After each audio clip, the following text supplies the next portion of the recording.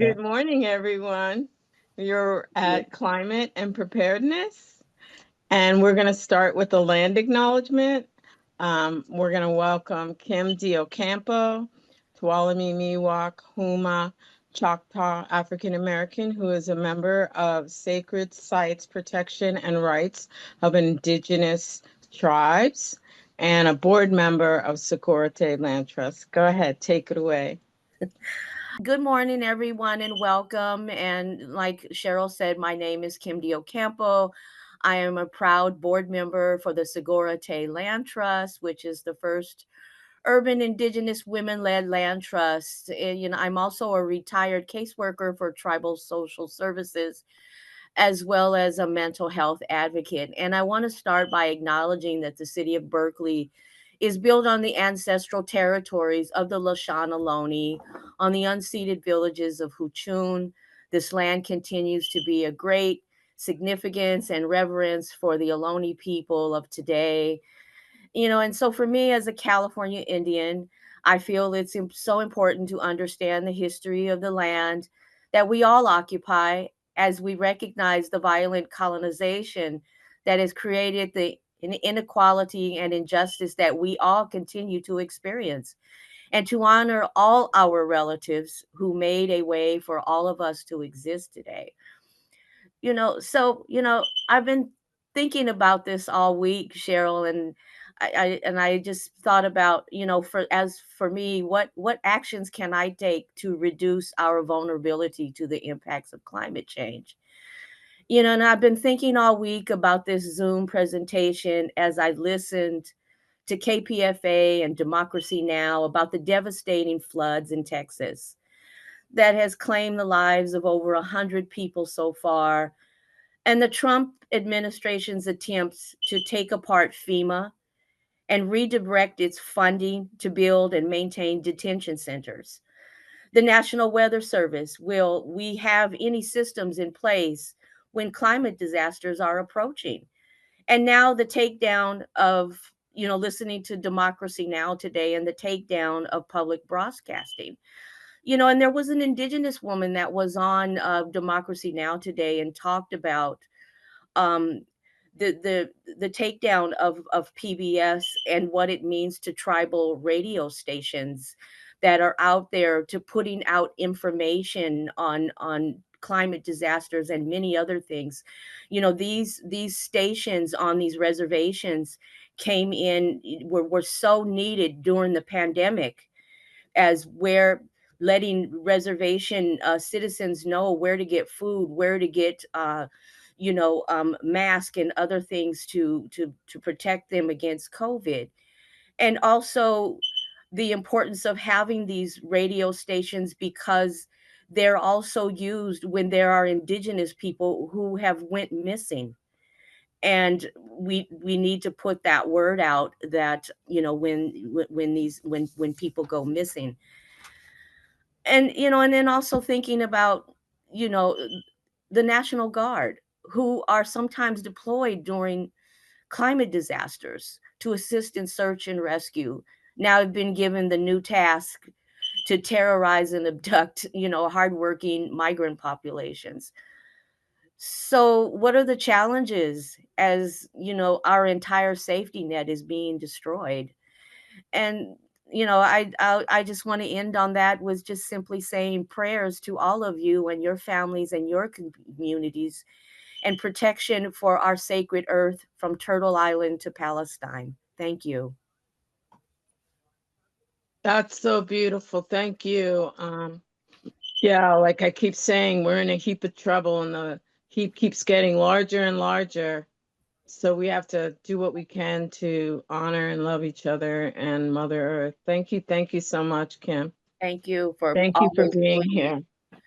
Yeah. it. So welcome everyone. We're at Climate and Preparedness. And I'm Cheryl Davila, the founder of the Climate Emergency Mobilization Task Force, a former council member in the city of Berkeley. And I'm also on a quite a few other things. I founded the Berkeley Equity Summit Alliance with some other Berkeley folks, Mobilize Berkeley with CEMTF and UC Berkeley Circ, Voices Against Violence. I'm on the board of the Interfaith Council of Alameda County, the network of elected officials and staff advisory board, and Consider the Homeless board member, Friends of Adeline, a community group, and I'm the KPFA local station board, which I have a meeting tomorrow. So I've been pretty busy staying active, and I'm continuing to be out on the streets protesting Tesla on Saturdays, 1 o'clock at their dealer near you, and protesting the genocide and the occupation. And we just have to be in solidarity to free Palestine, free Sudan, the Congo, Haiti, and free us all from oppression, capitalism, or crapitalism, as our friend Tiny says. And we must free others from others, settler colonialism, hatred, bigotry, in order to save ourselves and Mother Earth. So thank you all for being here. Thank you to the CEMTF Steering Committee and the Planning and Logistics Committee, which is Jack, Karina, and myself. We're all volunteers doing this work and we're also mentoring UC Berkeley College Core Fellows and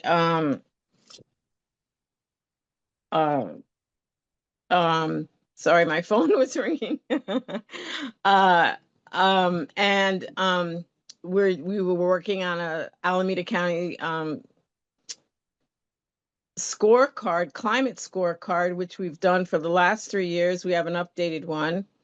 And CEMTF is 6 years old now. We haven't celebrated yet, but we will. And I find it's a hard time to celebrate in these tumultuous times that continue to torment, disappearing our community members, traumatizing children and families. We're chipping away our mental and physical health with all these activities. They're taking away education, healthcare, our freedom, which I've never really had, but you know, some people do. And they're devastating our rights, ignoring the Constitution, the law. The list is long, and the climate isn't on that list of those people that are in charge. So we have to make sure that we continue to keep up our fight, stay in good trouble. I know there was a good trouble rallies yesterday. I was so happy to see probably 1,000 people on the street.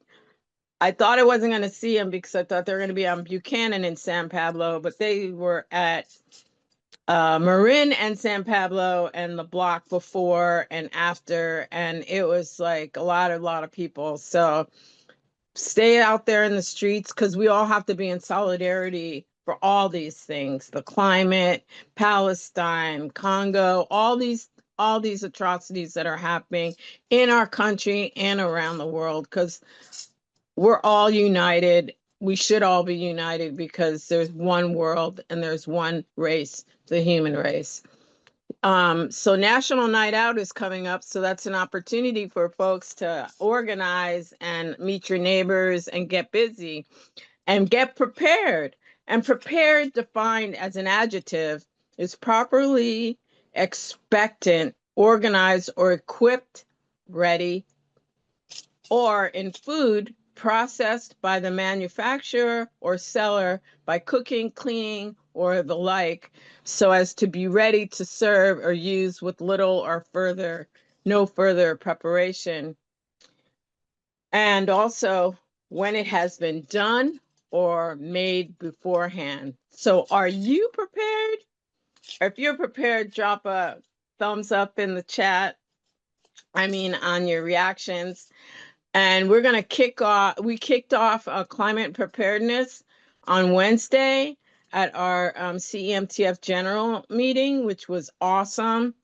We received numerous steps to take on being prepared. And we were not only to prepare ourselves, but our neighbors, the block, and the community. And we heard from Shira Wagner. She's the founder of Resilient Peeps, and we'll send out that recording and the slides and all her recommendations when we send out the recording for this. So let's get started. Get ready, get prepared, and get your coffee, your tea, your avocado toast. Sit back and listen to these wonderful speakers who will enlighten you about climate and preparedness. So thank you all again for being here. And we're going to start with our first speaker.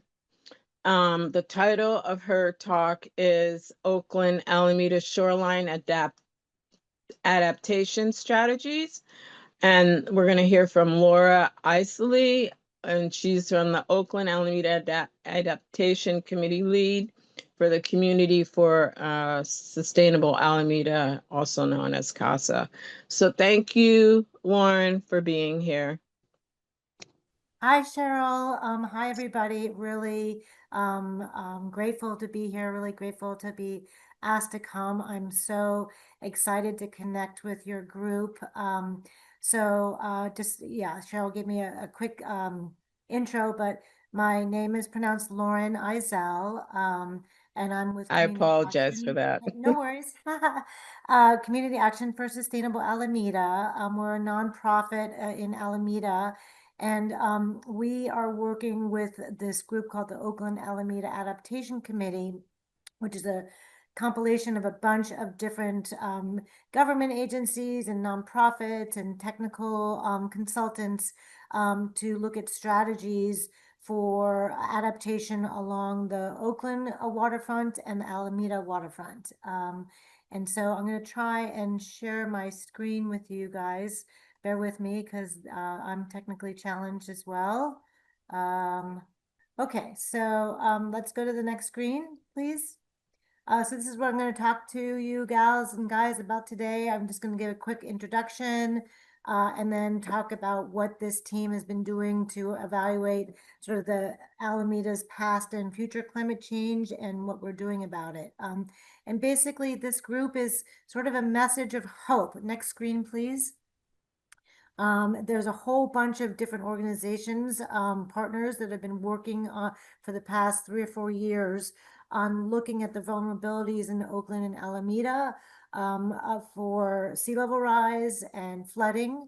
And we've got 3 priority projects. And the partners are lots of agencies: City of Oakland, East Bay Regional Park District, Caltrans, Port of Oakland, Segurite Land Trust, and San Francisco Estuary Institute, the Reed Climate Center, Hood Planning, Greenbelt Alliance, Ninth Route, and then a bunch of technical consultants that have really provided the science and the planning behind what I'm going to be sharing with you.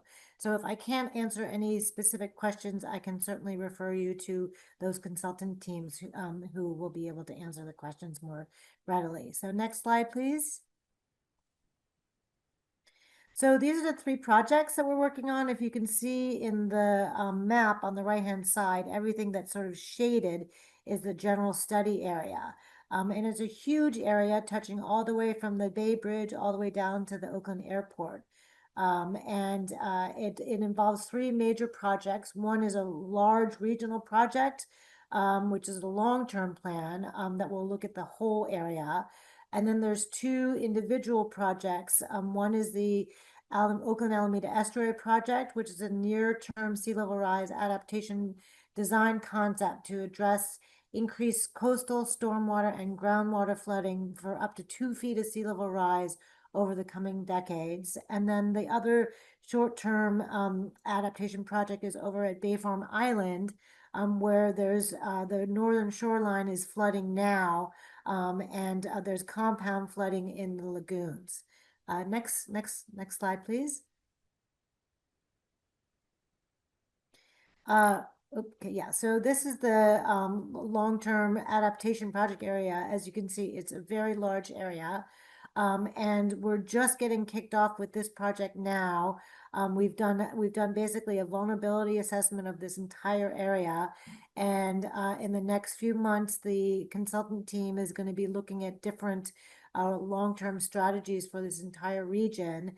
At the end of September, there's going to be a big, huge community workshop where we'd love to have all of you and all of your family members and community members join us here in Alameda to talk about sort of long-term strategies for this area. Next slide, please.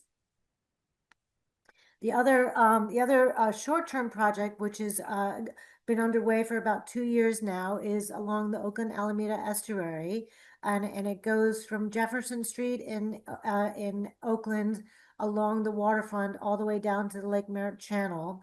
And then in Alameda, it goes from Bohol Park all the way down to Marina Village.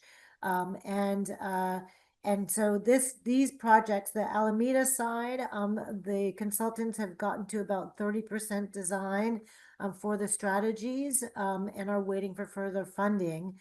And on the Oakland side, the Port of Oakland has just started to really do some vulnerability and adaptation strategies, and they'll be rolling out some of that work later on this year. So next slide. So the big deal, at least in Alameda, is that we're already experiencing overtopping of the shoreline near the Barnhill Marina during king tides and storms in the wintertime. And the water is flowing into low inland areas and is collecting and flooding the Posey Tube, which is, you can imagine, is a pretty big deal because that's one of the major thoroughfare ingress and egresses out of the island of Alameda. So this area is a priority area that the Oak team has identified for adaptation. Next slide, please. And then the third project is over at Bay Farm Island. This is a aerial view looking southwest, and the entire northern shoreline of Alameda, this whole area right here. Can you see my pointer? No, probably not. Along the whole northern shoreline of Bay Farm Island is getting eroded away at an exponential rate, and it's compromising the touchdown of the bridge that connects the island to the main island, and the Bay Trail and the lagoon systems there. So that's a priority project that the Oak team has been working on, and they just completed 30% design on that project too, and they're waiting for further funding for that as well. So those are the three major projects that we're working on right now. Next slide. So this is just a brief schedule. Basically, I think I already went over that, but the larger sub-regional adaptation plan this September is that big community engagement workshop. The Bay Farm Island adaptation strategies are at 30% design, and we're waiting for further funding. And the Alameda Estuary Adaptation Project has completed the 30% design and is continuing also to wait for further funding. Next slide, please. So the consultants have done quite a bit of work related to looking at past versus future sea level rise impacts. Next slide. So you can see here, way back in 1985, this is an aerial view, and you can see that the entire northern part of Alameda, the sort of blue area, that was all marshland way back then, and the entire shoreline of Oakland was marshland. Alameda was a peninsula and not an island. It was connected to Oakland over what's now the High Street Bridge, and the entire Bay Farm Island area where the airport is now was all marshland. So it used to all be marshland for the most part. Next slide. And this is what it looks like now. And it's even more developed now. So it's pretty intense amount of change in that period of time. And what's important to know about that is, next slide, is that you can see that there have been historic baylands in the area. So the black on the left side were tidal flats, the green was tidal marsh, and the lighter green were grasslands. And now on the right-hand side, you can see that there's not much of that left, right? So we just have a few little bits of tidal flats left. The airport was built on top of tidal marsh.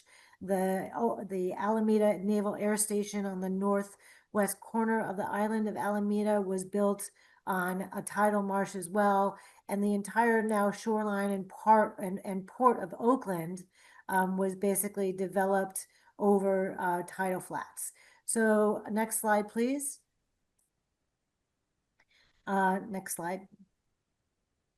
So the big deal related to, this study that we've been doing is that we all recognize that the climate is changing, but we don't really know what the impacts are going to be and what the long-term ecosystem disturbances are going to be. So all we can do is, use our best available science at this point to project out some impacts and to simulate what the vulnerabilities are, and then to try and configure adaptation strategies that the strategies themselves can be adaptive. So next slide, please. So what the team of experts, consultants for these projects have been doing is that they've been basically looking at a range of sea level rise scenarios with the consideration of different, sort of projections related to greenhouse gas emissions, over a period of the next 60 years. And you'll see there's a pretty big range from, from in 2040, 1 foot to 2.5 feet, to 2060, which is, 2 feet to 4 feet, and then all the way to 2100, which could be anything, from 1 foot to almost 7 feet. So the range is pretty substantial of different scenarios that they're looking at. So the team has taken what's called an adaptive approach to looking at strategies. So identifying strategies that can be adaptive, so that we can build upon depending on what really happens. But this is pretty scary stuff. You can see this and imagine, 3 feet is like 2/3 of my height. That means we're all walking around in 2 or 3 feet of water. That's a pretty substantial amount of water to be dealing with. Next slide, please. So these are some maps that you can't see terribly well, but it delineates the areas of the shoreline with very fine lines in red and orange and yellow, where there's overtopping, which is basically means that the water is coming over the shoreline during high tides or king tides or storms with storm surge. And then it also depicts projected inundation or flooding based on sea level rise projections. So you can see as time goes by, many of these areas in the study, in the sub-regional area, as well as in the individual project areas, will be potentially having an increased amount of overtopping and certainly a major amount of flooding. Next slide, please. And we already know that high tides are getting higher, and that the groundwater is going to be rising as a result of the sea level rising. And in addition to that, the rainfall events are expected to be more intense and increasing in the amount of times we're going to get high intensity rainfalls. So we're going to be dealing with what's called compound flooding, and we already have been dealing with compound flooding. And of course, the low-lying coastal areas built on fill that were identified in those images are at the greatest risk, because those areas have groundwater at surface water, at the surface. So if you combine the groundwater and the flooding from the rain and the overtopping from the sea level rise, you've got a pretty serious flooding problem. And you can see here some of these images. These are all images of flooding that's already occurring in and around the Oakland Alameda shoreline. It's pretty intense. So next slide, please. So, it's a complex problem for adaptation. We're looking at sea level rise and coastal, which will increase coastal flooding and overtopping on the shoreline, combined with precipitation events and then rising groundwater. It's a complex problem, and so we have to come up with sort of creative adaptive solutions. Next slide, please. With rising groundwater, we also have some challenges. Obviously the groundwater is rising and it's flooding in its own right. which will increase the vulnerability to liquefaction for many areas in the case of seismic activity. And then even worse than that, or on top of that, the slide on the very right, all those little dots, those are different Superfund and contamination sites all along the Oakland Alameda shoreline, which is basically where there's contaminants in the ground that can be mobilized as a result of groundwater rising and flooding along the surface streets. So it's a very, very serious and complex problem that we have to address. Next slide, please. So the consultant teams have come up with several different scenarios in order to adapt their strategies. The near-term strategies are going to address, sort of the next 35 to 50 years. And they're looking at adapting to 2 feet of sea level rise, which corresponds to an elevation of about 14 feet above the NAVDAD data marks. And then for long-term solutions for up to 2100, we're looking at trying to come up with adaptation solutions between 3.5 to 7 feet of sea level rise and protecting to an elevation of 17 feet. So that's a lot. That's a lot of depth and height to adjust to. Next slide, please. So when do we need to act in terms of sea level rise? Well, pretty much right now, right? So it takes, for the immediate vulnerable spots like we're looking at now at Bay Farm Island and at the Posey Tube, we're looking at, sort of getting things done in the next, 3 to 5 years. And as you all know, it takes a long, long time to get any of this stuff done. So the sooner we start talking about it, the sooner we start planning it, the sooner we start getting our design concepts in order, the hopefully the more funding we can get. And so you can see here that there are several different types of strategies for different types of timelines, and the consultant teams are looking at different stages of adaptation related to that. Next slide, please. So what can we do? Next slide. So the big deal, as you all know, is, how open are all we as community members to people and places changing? We can be in a place of resistance and, closing our eyes and, closing our ears and just putting our heads in the sand and saying it's not going to happen and I don't want to have anything to happen.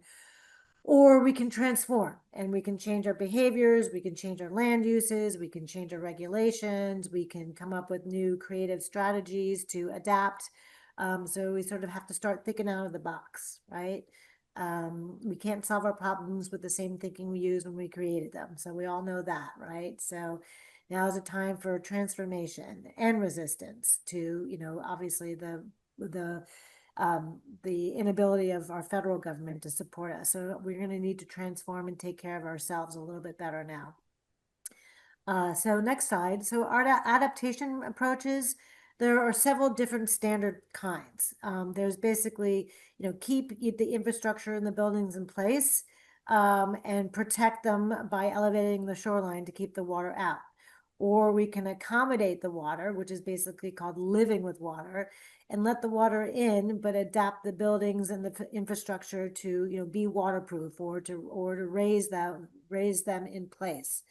Or another strategy is to retreat, which is basically move all of the assets away from the shoreline and away from the flood zone, or just have assets or zoning which allows for parks and things like that that can be more adaptive to sea level rather than structures. So those are the standard adaptation approaches. But for our complex problems, we may need to look at things in a little bit more creative way. So next slide, please. Yeah, so this is what I was talking about before. So there, the consultant teams have been looking at adaptation sort of on an incremental basis. And right now we're just sort of looking at step 1. So looking at 2 feet of sea level rise, how are we going to adapt the shorelines? What type of shoreline treatments do we want to use for just protecting us from flooding? But then as the sea level rises, we may need to elevate the shoreline more readily in step 2, expand out into the bay with nature-based solutions, and or in step 3, maybe even retreat.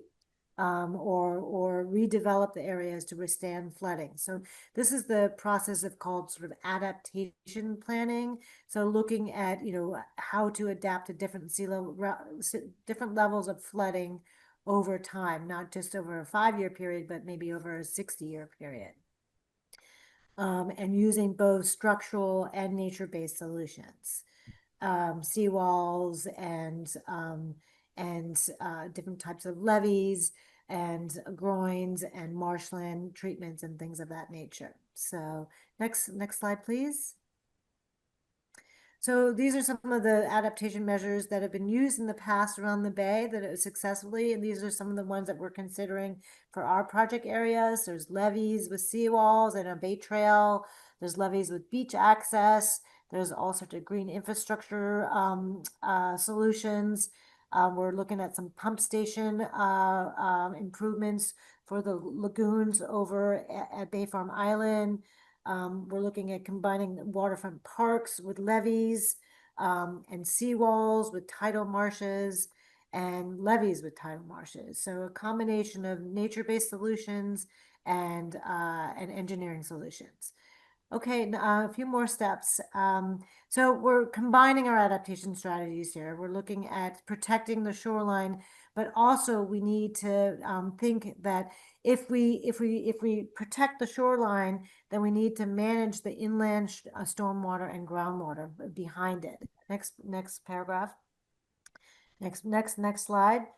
So a bunch of work has been done to date, looking at all of the different strategies, as you can see in this slide. And basically, right now we're in the process of refining our selective concepts, and we've gotten feedback from all sorts of community groups, and we'd love to get your feedback on these as well. Next slide. And there were a bunch of planning principles that we were using: infrastructure, housing, public access, governance, transportation, ecosystem health, equity and environmental justice, community health and well-being. Those were some of the principles that were the designs were based on. Next slide. And these were our primary evaluation criteria: cost, timeline, public adaptability, coastal flood protection, environmental impact. Next slide. Next slide. So on Bay Farm Island, we're looking at levee improvements, lagoon management, and tidal gate and pump station replacement alternatives, storm drain system modifications, and lots of nature-based solutions with rock and wood groins and feeder beaches. Next slide. These are just more detailed pictures of that. Next slide. Also at Veterans Court, we're looking to recreate a marsh area there and raise the bay trail and pull back on the parking. Next slide. And then this is a visual of the pump gates, because the sea level is rising, we have to change the engineering pipes and the pumps to accommodate the change in design standards for all of these pumps that control the lagoons. So all along Alameda and Oakland, as you can see here down at Alameda Marsh, all 5 of these projects are vulnerable areas that have been identified by Arrowhead Marsh, Columbia Gardens over in Oakland, Doolittle Drive by the airport, and the lagoons. All of these areas are part of the long-term strategy, and these are the team members that are coordinating about this. We just lost a $55 million grant from FEMA for these projects. So we're sort of starting back at square one again, unfortunately. But the community outreach and engagement is an important part of this project. But that's why I'm here to share that with you. Next one. Yep, next slide. So this is what's happening in Alameda along the Webster Street Tube. There's basically new levees proposed, new bay trail, and some infrastructure for inland flooding. Next slide, please.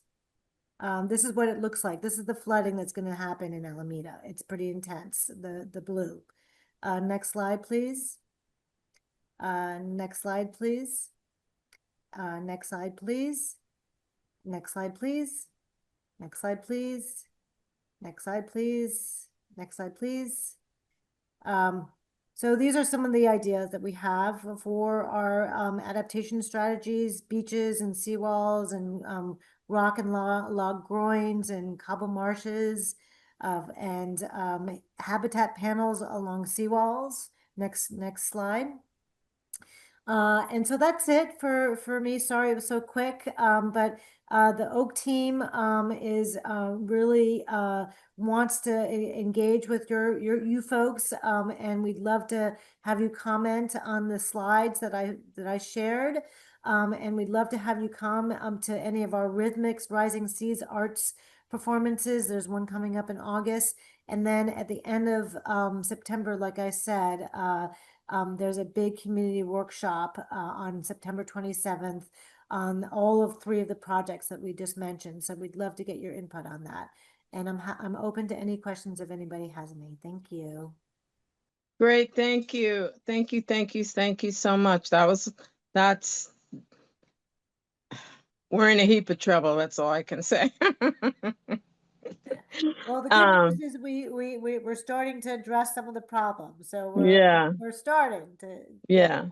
Well, thank you. We're gonna have to hold on to your questions because we're running a little behind now. So I just want to get to the next speaker. So thank you. And our next speaker, because during all these climate crises, we're going to have to know our rights. So climate and know your rights. Andrea Pritchett, she's an organizer, a musician, a teacher. She's one of the founders of Berkeley Cop Watch, and she's on the National Cop Watch as well.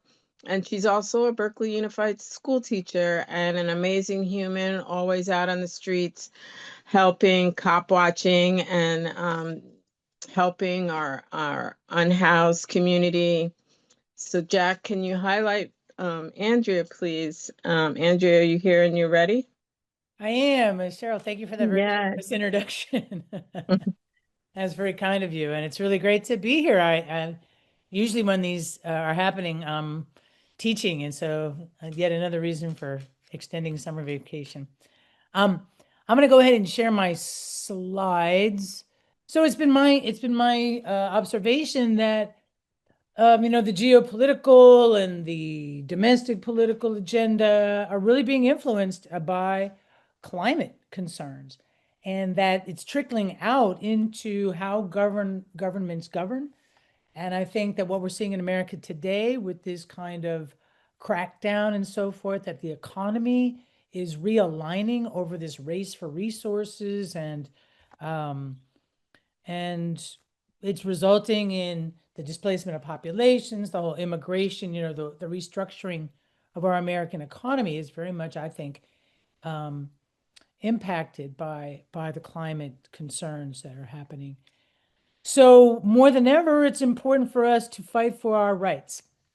And what I want to do really is just kind of review some of the basics of the Constitution, because what I found was when I'm teaching eighth graders, trying to teach them about the Constitution, it's a real uphill struggle when what they're reading in the newspaper are things like Donald Trump is going to get rid of birthright citizenship. And I just got done teaching them that the way to change the Constitution requires Congress and the states and the president, this whole checks and balances thing, which has gone a lot out the window. So I'm going to review some of that because I really want us to, when your heart starts pumping and the agents come at you and so forth like that, we need to rest on the solid rock, the bedrock of the Bill of Rights. So we're going to look at some of that. One thing I want to emphasize, I know that some of you are probably going to, events in, showing up at courthouses and defending undocumented people. And what we have to remember is that anybody on this soil is covered by the Constitution, covered by constitutional protections. So that's just a basic. But again, they're trying to create kind of a different different gradations of citizenship. That somehow a naturalized citizen is somehow different than someone who was born here. It's not true. Everybody has the protections afforded by the Constitution. Let me go to the next one. So we're gonna start out with, what we do in Cop Watch is we watch, and you're probably seeing videos of people capturing footage of immigration officers and police officers. I need you to know that this right is protected in the First Amendment. It is perfectly legal to film cops. We have the rights. There are 5 basic rights in the First Amendment. You're familiar with free speech and free press and these protections. But in actual fact, there have been 3 district courts that have considered cases about whether or not it was okay to observe police. We have the right to petition the government for a redress of our grievances. What that means is we can make a case against that something that the government did was wrong. In order to do that, we need evidence. And so videotaping is the way that we have to gather the evidence we need to prove that the government has done some kind of harm. So it's not just, some people think it's free speech or free press. It's not. It's gathering evidence. And we should take ourselves very seriously when we're engaged in that activity, because that activity could make the difference between somebody being incarcerated or not. So what we encourage people to say is, officer, I'm not here to interfere, because you don't have the right to interfere, but you do have the right to observe. And so we've been fighting with Berkeley police about where they put up these yellow tape. If they put it up, 2 blocks away from the incident, that's them restricting our ability to exercise our First Amendment right. Yeah, they have the ability to put up tape and, protect a crime scene or something like that. So that's the negotiation. I also want to direct your attention to the Fourth Amendment. And again, anything in the Bill of Rights cannot be changed except through a constitutional amendment. These amendments get interpreted by the courts, but they cannot be nullified or abrogated by the president or any of that kind of stuff. Now, you remember that the Fourth Amendment says we have a protection against unreasonable search and seizure. Search and seizure of our persons, of our house, of our backpacks, everything. We do not, so this whole thing about what's going on with the immigrant community, it's a total flagrant violation of all these rights. That, yes, they have to produce a warrant. They cannot just come to you because you have a foreign accent.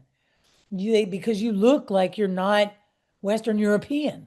They cannot, that's not a basis for even detaining someone, let alone arresting them. And again, I'm saying these rights because this is what we have to fight for. We have to keep our eyes on the prize. What are we trying to defend? And it's these rights. You have the right to refuse a search. You may be subjected to a search, but if you verbally say, I do not give my consent, it may be disputed whether or not the officer had the right to search you. You can always assert that you do not give your consent. The courts may decide, oh, well, the officer was arresting you, and so you had to submit to a search. I recommend don't physically resist. But if a cop says, what's in your backpack? You can say you don't give your consent. If the cop picks up your backpack and rips it open, hopefully somebody's videoing. Most cops have body camera at this point, so that information is retrievable even if you're not videoing. If you are served with a warrant, if what you're seeing, what you may be seeing in some of these videos, people saying, let's see your arrest warrant. You can have a search warrant or an arrest warrant. If they're taking somebody from their job, if they're taking somebody off the street, they need to have an arrest warrant. It needs to say their name. It needs to have the proper date. It has to have the proper address. If it's a search warrant, it has to identify the specific things to be seized. The officers should not be making these decisions on their own. And that's, again, another reason why these ICE agent vigilantes are so outrageous and in such violation of the Constitution. What we advise people to do is say, hey, officer, if my family was undocumented, we would just stay in the house and we just wouldn't interact with them, period. Just don't interact with them. If you start interacting with, say, if you do have a warrant, put it under the door. We will look at it and make decisions based on that. Remember that immigration is a civil issue. It's not a criminal issue. And that's good and bad. The bad part is that you don't have, if you're criminally charged with something, you have the right to an attorney. And that if you can't pay for one will be provided by the court. In a civil matter, you don't have a right to an attorney, meaning that you have a right to have representation, but the government does not have to provide you with representation if you can't afford it. And that's a terrible aspect of things. So I just want you to understand with detentions, if a police officer comes up to you and says, hey, let me see your ID, you don't have to show it to them unless they say, you get to say, am I being detained, officer? Are you actually saying that you have reasonable suspicion to believe that I was involved in some kind of criminal activity? Now, the cop does not have to tell you what that reasonable suspicion is. They don't have to tell you in that moment. If what happens is that they detain you, and then they're able to find a piece of evidence that associates you with a crime, they've moved from the level of detention to arrest. A detention is like a mini investigation. They're going to ask you questions. You don't have to answer. You have the right to remain silent.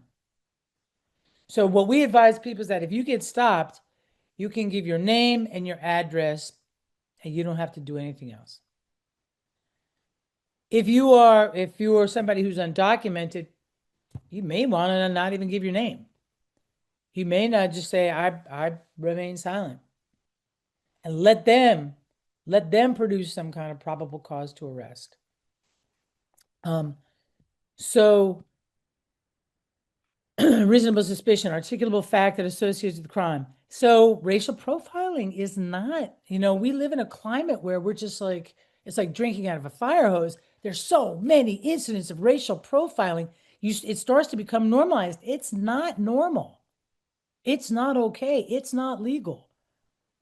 And hopefully history will show that this is a wildly illegal and unconstitutional practices that we're being subjected to. So probable cause. What happens is that if you get detained on a street, the officer asks for your ID.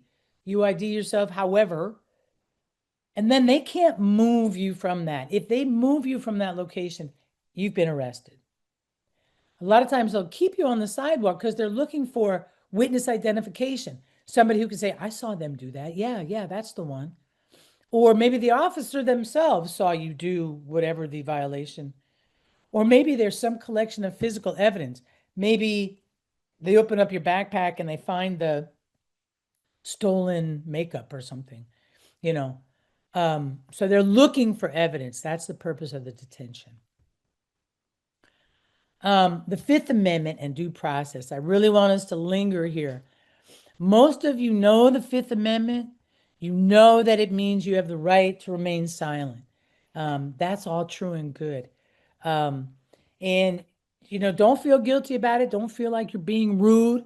You just tell the officer, sorry, I just don't provide that kind of information. I don't provide that kind of information. But the other important aspect of the Fifth Amendment is that no person shall be deprived of life, liberty, or property without due process. that's another, that's another, I'm sorry, that's another part of the Fifth Amendment that is being wildly violated in every direction. We are presumed innocent. They have to prove some guilt. When I hear Donald Trump talking about, well, we don't have the resources to give everybody a trial, that's outrageous. Everybody who's been wrongfully arrested should be filing a lawsuit. Everybody who's been, all this treatment, they're just doing so much of it that the court, it's just overwhelming the courts. But yes, you have the presumption of innocence. You have a right to appear before a judge. You have a right to have notice. This idea that the Supreme Court, 6 hours of notice before you get sent to a third-party country, it's outrageous. You have the opportunity to be heard by a judge. You have an opportunity for a fair process. Due process. We have to hold on for dear life, friends, because this one is really under attack. You also have other rights. You have your Sixth Amendment rights. This is where you get the right to a phone call. You have a right to a speedy trial. They can't just throw you in jail and leave you there for years. That's all very unconstitutional.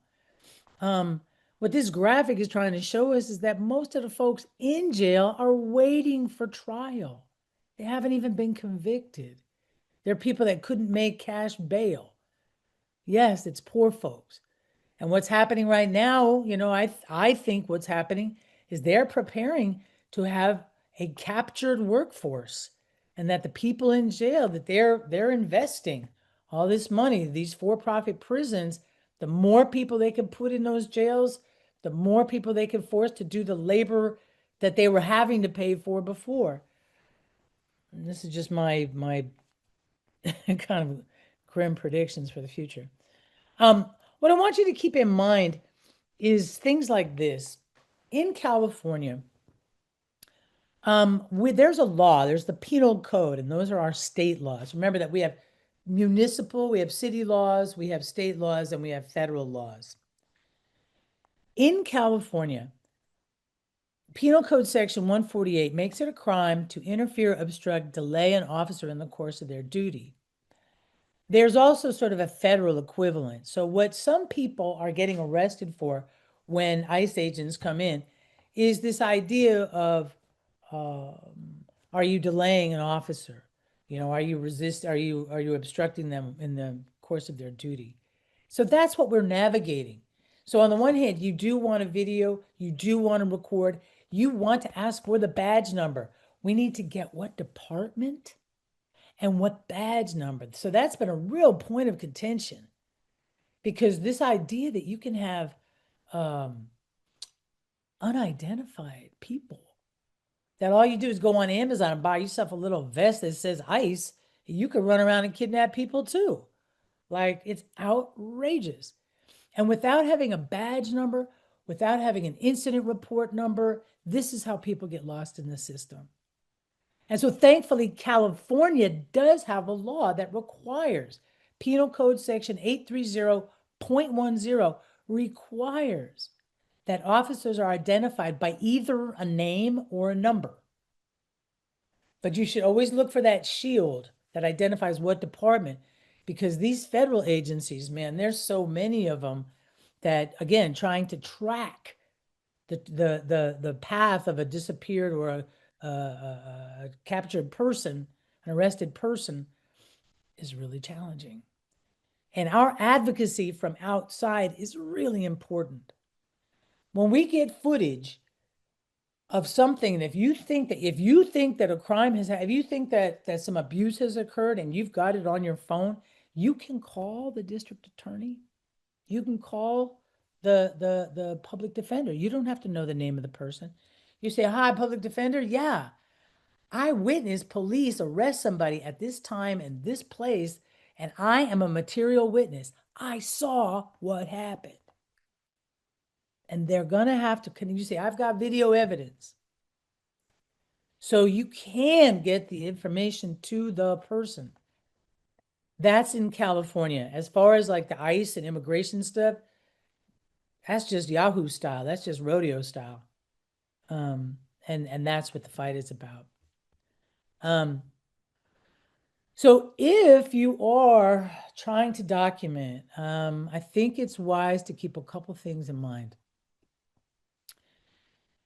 Our body language, the tone of our voice can either escalate things and make them worse, or it can calm them down.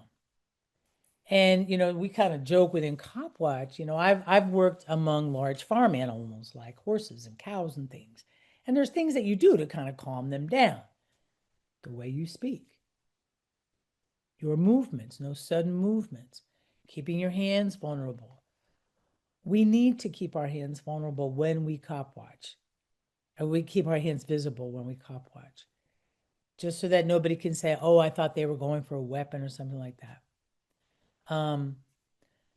We need to remember that although there is no set distance that you have to be between yourself and the officer or the incident, it's a dance.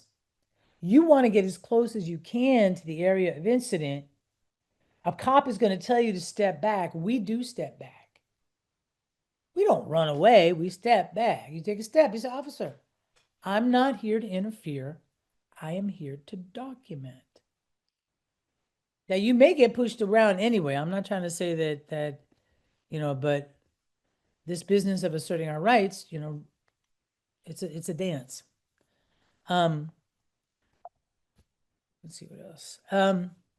So some of the information that you may want to collect while you are doing this is witness statements, right? In the moment of incident, you want to make sure that you don't talk. You don't want to say, oh, these cops, you don't want to yell, you don't want to do all that, because if your footage really is capturing something important, if it goes to a judge or a jury, you don't want to have contaminated or biased the jury against the evidence that you're presenting. So it's best to kind of keep silent. However, you can, after the moment, the heated moment, you can go back and record people. You can get their contact information. You can get the witnesses. You can also kind of video the physical scene. It is helpful to video landmarks, street signs, locators, things that help people to know exactly where it was. You can also check for other surveillance cameras in the area, because maybe you missed something, but maybe there's another camera that got something. I recommend that you write up a narrative of what happened after the fact, after it goes down. Try to make contact with the individual if you have something that's useful. And you also, in California, we have the option of using the California Public Records Act to get the police report, to get information about the incident, whether it was emails that were written about it or this kind of stuff. Radio reference, get the police dispatch. What did the officers know when they arrived on the scene can be helpful. So all of that. There's more, more information. I guess what I really want to, we won't worry about that. Our options when police abuse, we can go to the Police Accountability Board. We can sue in civil courts. We can try to bring criminal charges against criminal officers.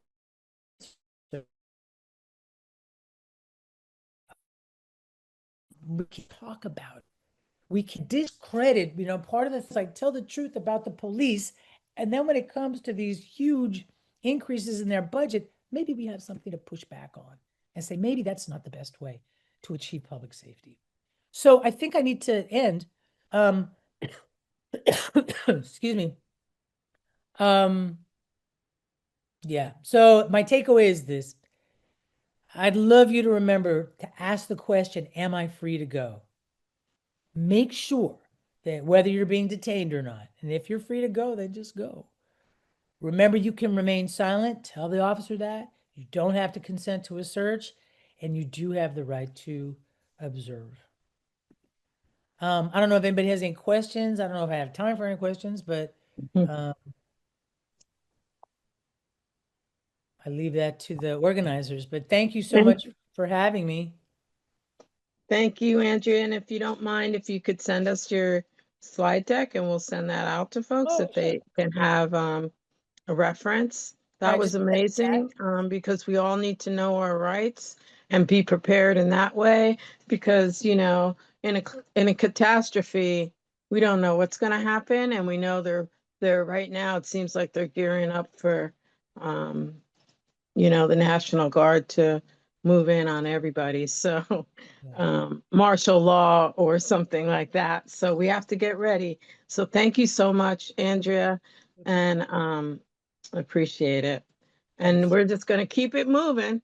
And next we have up strategizing to spread local resilience everywhere, resilient circles, hubs, spaces, and neighborhoods with Susan Silber, a project director for Collective Resilience. And Jack, if you want to highlight Susan, thank you, Susan, for being here.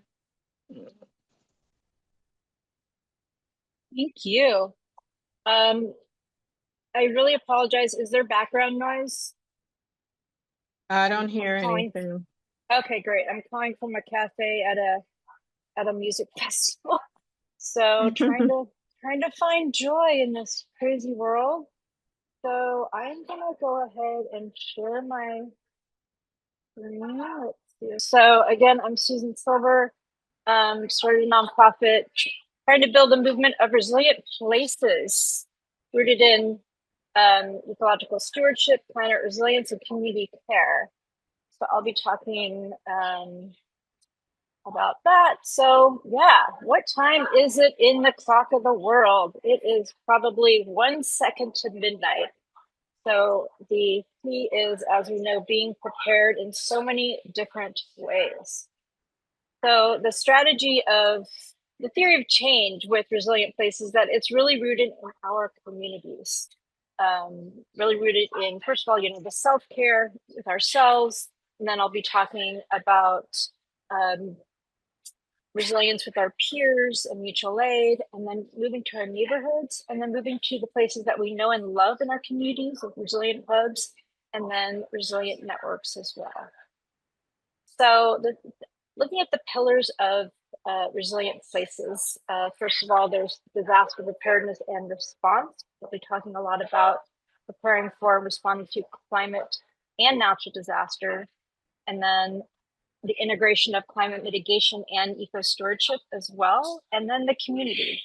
How can we build communities that center caring, self-reliance, belonging, and relationships? So thinking about being prepared right here, right now, just a couple of the extreme weather effects that we might be facing now, and obviously in the time to come with extreme heat in Berkeley and Oakland, everywhere, the number of extreme heat days expected to double over the next 30 years. Then some reports around in schools. What would that look like? We obviously need to install air conditioning in classrooms. That could cost up to $400 million. With students are just not being able to focus. And then, you know, wildflowers and smoke. We know that there's been so many destructive wildflower fires in California history, and you all see the effects of that with smoke and wildfires. So looking at the resilience modes, the first thing we call is the everyday, the blue skies, where everything is, you know, there's no major disruptions. And with the place-based resilience, the primary focus is preparedness and relationship building. And then during a disruption like extreme heat or an earthquake, you have to move into response mode. And then recovery, that's that process that could be a day, it could be several years, you know, trying to return to everyday mode. So the first being self-care. How do we take care of ourselves? Being prepared, you know, for example, with extreme heat, knowing how to watch out, for example, for signs of heat illness, heat exhaustion, with wildfires, having an evacuation plan, buying an air purifier for polluted days, home hardening, and finding joy everywhere, just being grounded. I like to get out into nature, practice mindfulness, and I just try to limit my doom scrolling as well with my self-care. And then peer-to-peer resilience. Some of you might be involved in mutual aid, where people are helping to support each other, sharing resources, providing support to meet collective needs. That might mean during blue skies mode, providing funds, to support rent, or connecting people with resources like, fans, or checking on vulnerable individuals during disruption modes.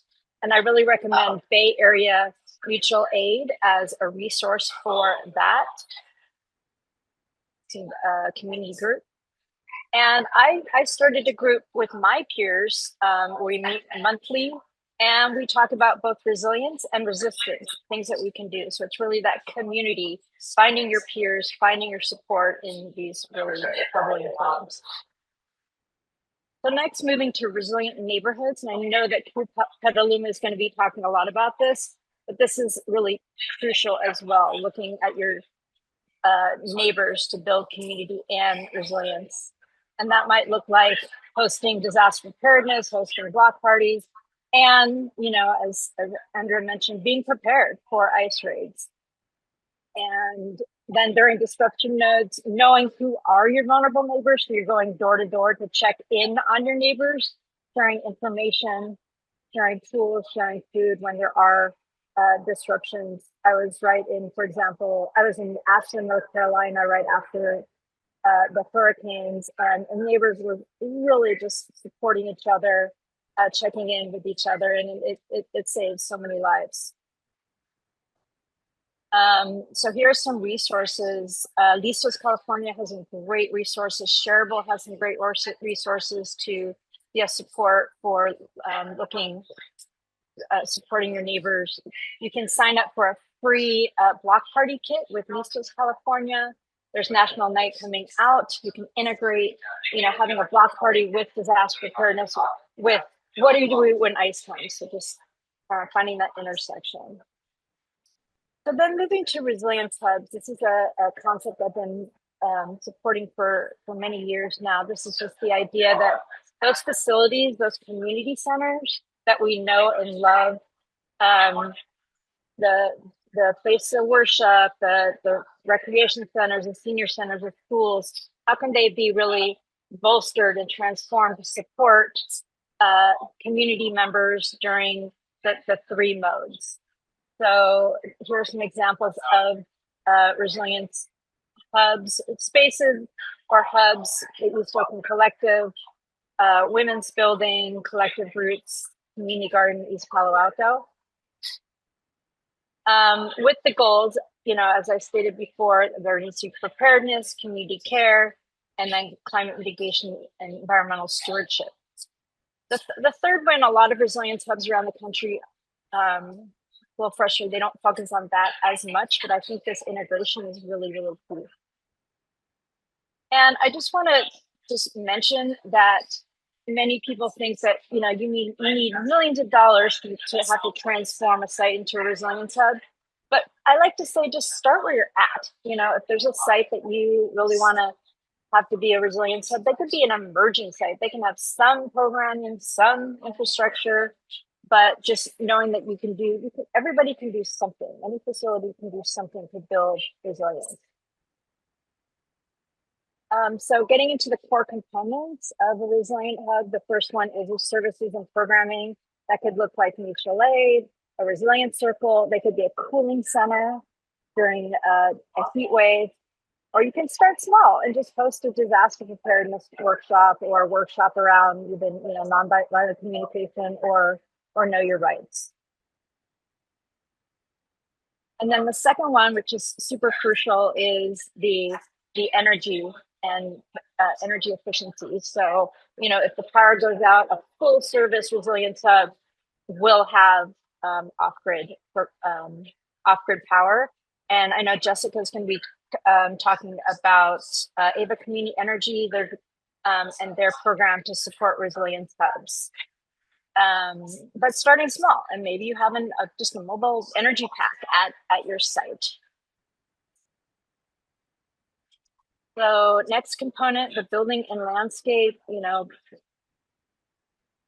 making sure that the building is retrofit for earthquakes, weatherproofing, but maybe you're starting with a community garden, you're starting with a shaded space during extreme heat, or you're showcasing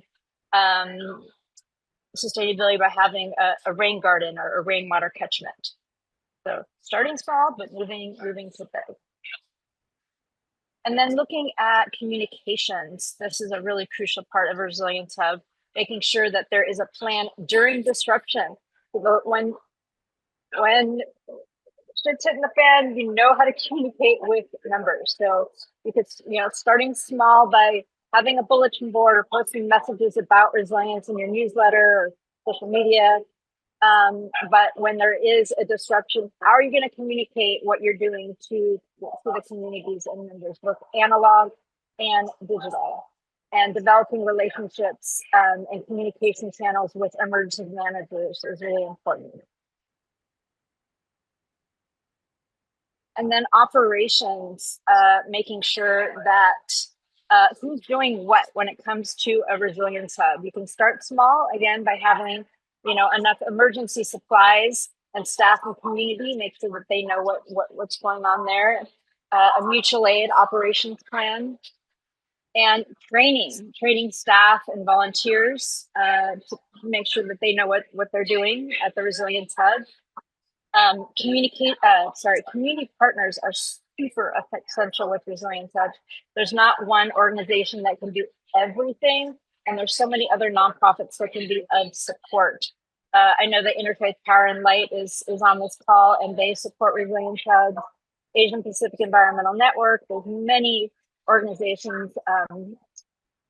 Emerald Cities Collaborative, that they're all trying to be of support for resilience hubs. So here is an example of what I think is one of the best examples of a resilient hub in Northern California, the California Indian Museum and Cultural Center in Santa Rosa. So during Blue Skies or everyday events, they host cultural events, they have disaster preparedness workshops, they have food distribution, they have a healing through cultural arts program. And then during disruption, they are a cooling center, a clean air center. They have emergency food distribution, and they have a shelter up for 125 people. And then another example of community or resilience emerging hub is Bethel Community Church in Santa Rosa, which is part of a network of resilience hubs. They have food distribution through partners, community garden through a partner. They're building tiny homes for the unhoused. So doing lots with their community partners. And they are moving, they want to have,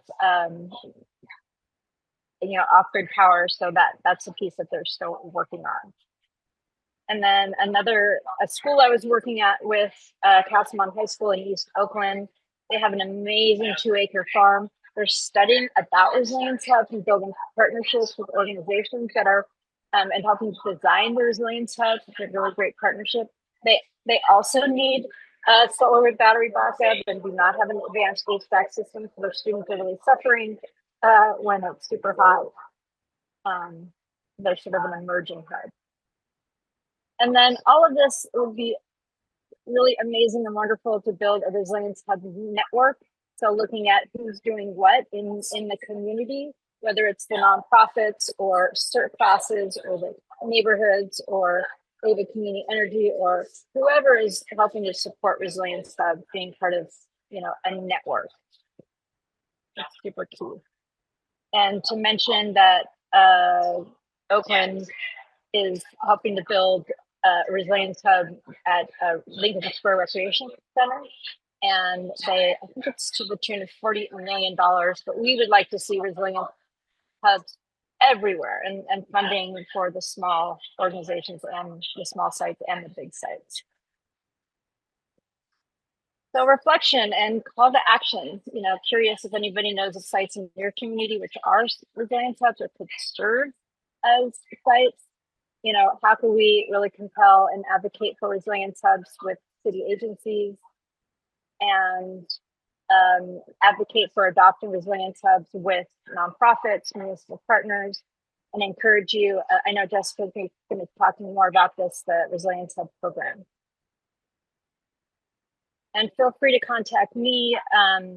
Collective Resilience is where we do presentations and consulting, both for neighborhoods and for organizations as well. So I'll put my information in the chat.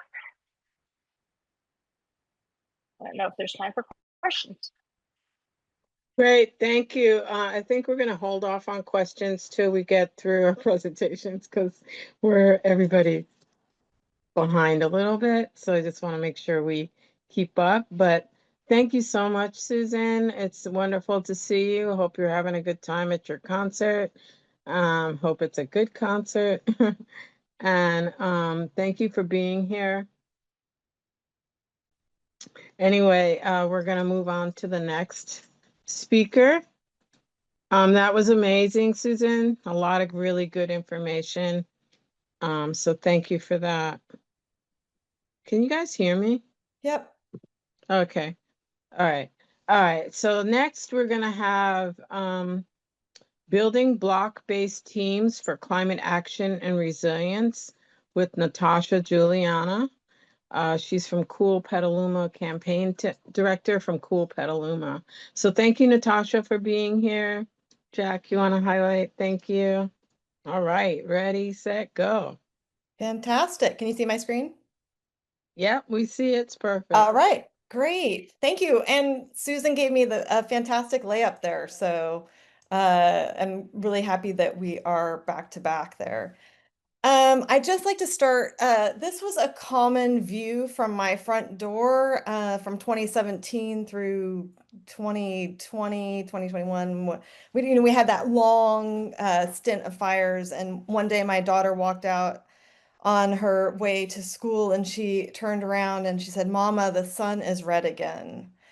And my heart really broke as a parent. Like, how do we talk to our kids about this? How do we plan for the future? How do we feel good and excited about the life ahead of them? This is a picture of me with my daughter, and there are these polls now that talk about how 78% of young people think people have failed to take care of the planet. 68% think the future is frightening, and it goes on and on. And so as a parent, this is like my motivating factor every morning. How do I look my kid in the eye and say I did everything I could? And how do I, see a baby on the street and not break into tears? So that's my motivation. And so with Cool Petaluma, we're trying to address 3 problems we see in the climate movement. Number one is that most people actually want to act on climate change, but they don't know what to do. It's a big, scary, complicated problem. It's overwhelming. You don't know where to start. People say, just do something, do anything, do everything. So what we're looking to do is to provide a clear game plan that empowers people to act. So it gets them started. Number 2, people, in our heart of hearts, we know that our individual actions done privately won't move the needle, but we do get the sense that collective and public action creates culture shift. And so that's what we're about, creating teams and doing things publicly so that we start to shift culture.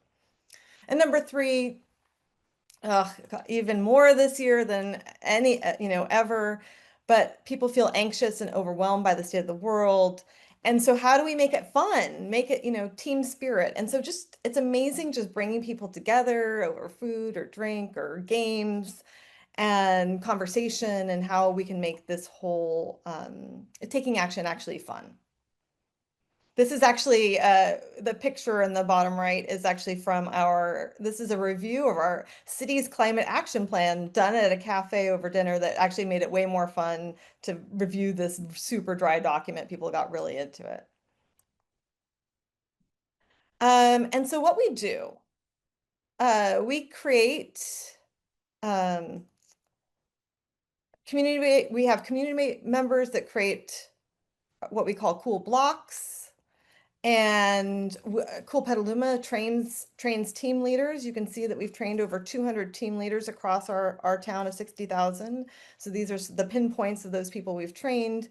Those team leaders then invite their neighbors to join their team. And then we all support the individual and collective action that can happen through those teams. And, you know, to be frank, not all of these teams will complete the program, but even if they just get started and they start building those relationships and they start becoming a part of the general movement, we consider that success. And then some teams keep going even beyond our 5-part program and are meeting, you know, 3 years later, still having block parties and potlucks and conversations and guest speakers. So our 5-part framework and why we fit in today is that for one, we start with prepare for emergencies. And one of the reasons we start with that is it's sort of our adaptation piece to the predicament we're in. And also it's a really great way to get more involvement from the neighborhood than you might if you were just saying we're going to do a climate action club or something, because this way we get beyond the usual suspects that consider themselves, you know, climate activists. And because especially given the state of, you know, environmental disasters these days, most people are hyper aware of that and understand the need for that. And then the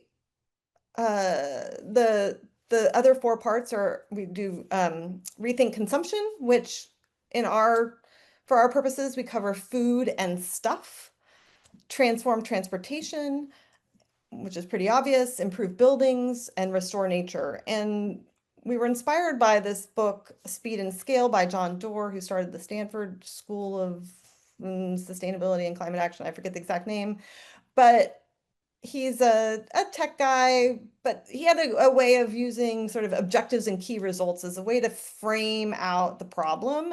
And that piece seemed to work well because rather than giving people a super long laundry list of what to do, how do we start to think about like how to frame it in a way that people understand why they're doing something? And maybe they come up with their own solutions that fit that same purpose. We also found that these 5 categories are things that people can relate to. I might not be able to fix the cement industry, but I can understand how to, you know, do some things at home in my buildings. We're actually doing a business version of this as well, so trying to get businesses on board too. And we also tried really hard to make it accessible to renters, and we're starting to do more bilingual work as well. And so by starting with community building around preparing for emergencies, one of our council members who participated in the program said, being prepared for emergencies emergencies before they happen means getting to know your neighbors. Cool Petaluma provides each neighborhood with trained leaders. And so this is one of our cohorts, one of our trainings. And then what we give to them is we do a 4-hour half-day training that lets people experience the program so they know what they're getting into and creates a lot of team spirit. And then what we give to them is a whole set of resources so that they don't have to invent anything. They can. Some people are very creative. Retired school teachers are our best demographic for that. But we give them a really simple agenda for each meeting that they can follow. And then we give them a simple but detailed worksheet for each topic. So for example, with the emergency one, we worked with our emergency manager here in Petaluma to think about what are the 3 main things he wants people to do. Goal number 1 was plan for communication. Goal number 2 was secure your home. And goal number 3 was prepare to evacuate, and sort of using that objectives and key results theory as a structure. So for, if your objective is to plan for communication, what do you need to do? So, you know, you need to know how to get information. You need to make an emergency contact plan. Okay, well, but how do I actually do that? So we list how you actually do that. And then on our website, we have the resources to do that. So people can actually go and take those steps easily, and the resources are all connected there for them. And then we've been working with Sonoma County, and so they've given us boxes of these personal emergency plans. So everyone on the block also gets one of these personal emergency plans in either English or Spanish. And the results are that when we do polling, preparing for emergency is right at the top as far as what people are inspired to do. Number one, everyone is really excited to build community with their neighbors. People are really surprised. You know, the biggest hurdle often is the knocking on doors in this day and age. That feels really uncomfortable. And over again, we get reports back that people are welcomed, you know, once they get over the, like, who are you? Oh, I live in that house, you know, next door. People are so thrilled to make connections with their neighbors again, especially post-COVID. And I know one team even said, was so proud that they now can just walk up to each other's doors and knock without even texting beforehand. So just a little case study. Here's one of our early blocks, Derek Douglas Hecker's story. And these are a couple quotes from him. This is building people's resilience from the ground up, which had already started naturally after the first fires.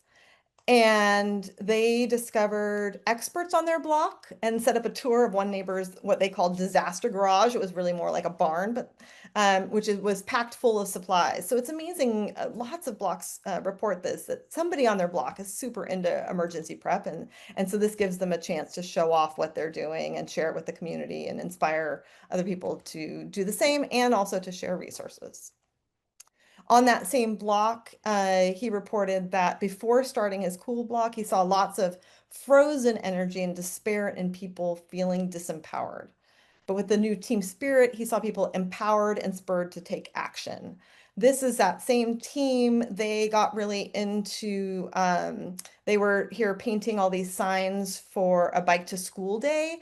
They live on a street with a school at the end, so there's lots of school traffic. And so there was a big plan to all go out on the street. They painted all these signs and they sat out on their curbs for you know, at school out time, and cheered on the bike to school train and encouraged cars to slow down. So it turns into other types of empowering actions as well. And why do these community connections matter? Well, I'm sure you guys all understand this, but studies on the aftermath of large scale natural disasters show that individuals living in communities where they know their neighbors are significantly more likely to survive and recover faster after disaster. And our emergency manager, Tom Jordan, loves it because it keeps people connected between disasters. There's other things to do. This bulletin board that one neighborhood put up has, they still do a monthly soup night, and they are sharing persimmons, and they have, you know, marked their evacuation zone and some emergency info in there. And actually, this is actually turning into a citywide project. We have a team of volunteers right now creating some prototypes so that we can get these bulletin boards on all of our cool blocks. Interestingly, I had a friend in Asheville, North Carolina, which was mentioned earlier, and she was reporting about how, with the communication systems down for so long, that people were literally leaving, you know, handwritten notes to each other trying to communicate. And so and our emergency manager loves this idea too, of having a physical way of communicating with people and providing some emergency information, as well as other fun stuff. And I don't know if you all saw David Suzuki's interviews over the last week or so, and he's, you know, at his wit's end, as we all are, and he's abandoning political solutions right now and turning to community. And so he said, you know, do we just give up? No. Get together with your local block or your series of blocks and start finding out who's going to need help in an emergency. Just buckle down. And I think that is really good advice at this point. And, you know, from our angle, we like to have people doing both, a little, you know, mitigating and adapting. So how do we get people to focus on both those things? So we're very interested in replicating this model with anybody who is interested. We are talking to, we do have created a program that with materials that can be shared and rebranded and repurposed for local communities. We are talking with cities in California, in Colorado, and North Carolina. If anyone is interested, I am happy to do a more in-depth presentation of the program. You probably have all seen this, later is too late. January was 1.75 degrees Celsius above pre-industrial level. We are crossing that average of 1.5 degrees, which was supposed to be the ceiling. Let's protect those youth in our future generations. So please feel free to contact me if you're interested in this program at all. I'd love to share. And I think I might have caught us back up on time. I think you did. I was working on it. Well, it helped that Susan covered so much. We're so similar. That was good. Well, yeah, that was great. Wasn't there you were part of the Cool City Challenge, We right? were, yeah. Mhm. And so that's great that you were able to get all that done. Although, Andy Schrager, I don't know, he Los Angeles opted out after a while, I think. All three of us, actually, to be fair, Oh. all three of us opted out at the end of the first year. And Andy Schrader moved to Petaluma. Yeah, I know. He's not But far from my nephew. yeah, we worked hard to simplify the program. It was a bit more complicated and harder to get traction with, but it had great momentum in Petaluma particularly. So we sort of went out on our own and simplified it to fit our community. Yeah, so it's Well, been that's great because we all need to be doing that, you know. So I'll be in touch because I really kind of want to get that started out over I'd here in love to share. Berkeley. So Yeah. thank you so much. That was amazing. And we're gonna keep it moving. So let's see. I gotta find myself here. Now I was like at a protest,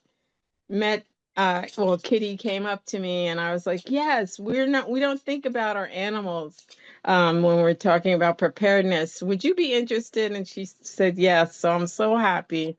We're going to talk about emergency preparedness for your companion animals with Kitty Jones, a community building lead for Direct Action Everywhere.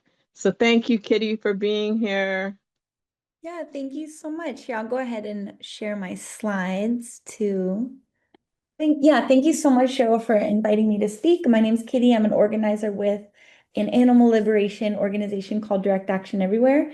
But in addition to doing community building and more activism, I also rescue a lot of animals just in general.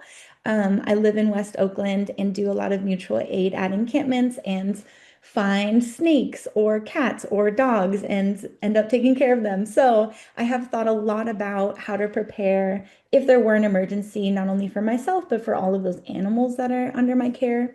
So yeah, I often say companion animals, but I'm referring to pets. I just like the term companion animal better. So our companion animals are individuals that we love. They're members of our family. A lot of them are domesticated species. So since humans have bred them to depend on us for their survival, we have an additional moral obligation and responsibility to look out for their needs and ensure their safety and well-being. And unfortunately, when there are disasters, for a variety of reasons, intentional or unintentional, perhaps lack of preparedness or whatever, a lot of companion animals get left behind and they can suffer really miserable fates. Sometimes animals are stuck in enclosures or pens that they were unable to get out of, or they get away because they get really scared and they run and their guardians can't find them.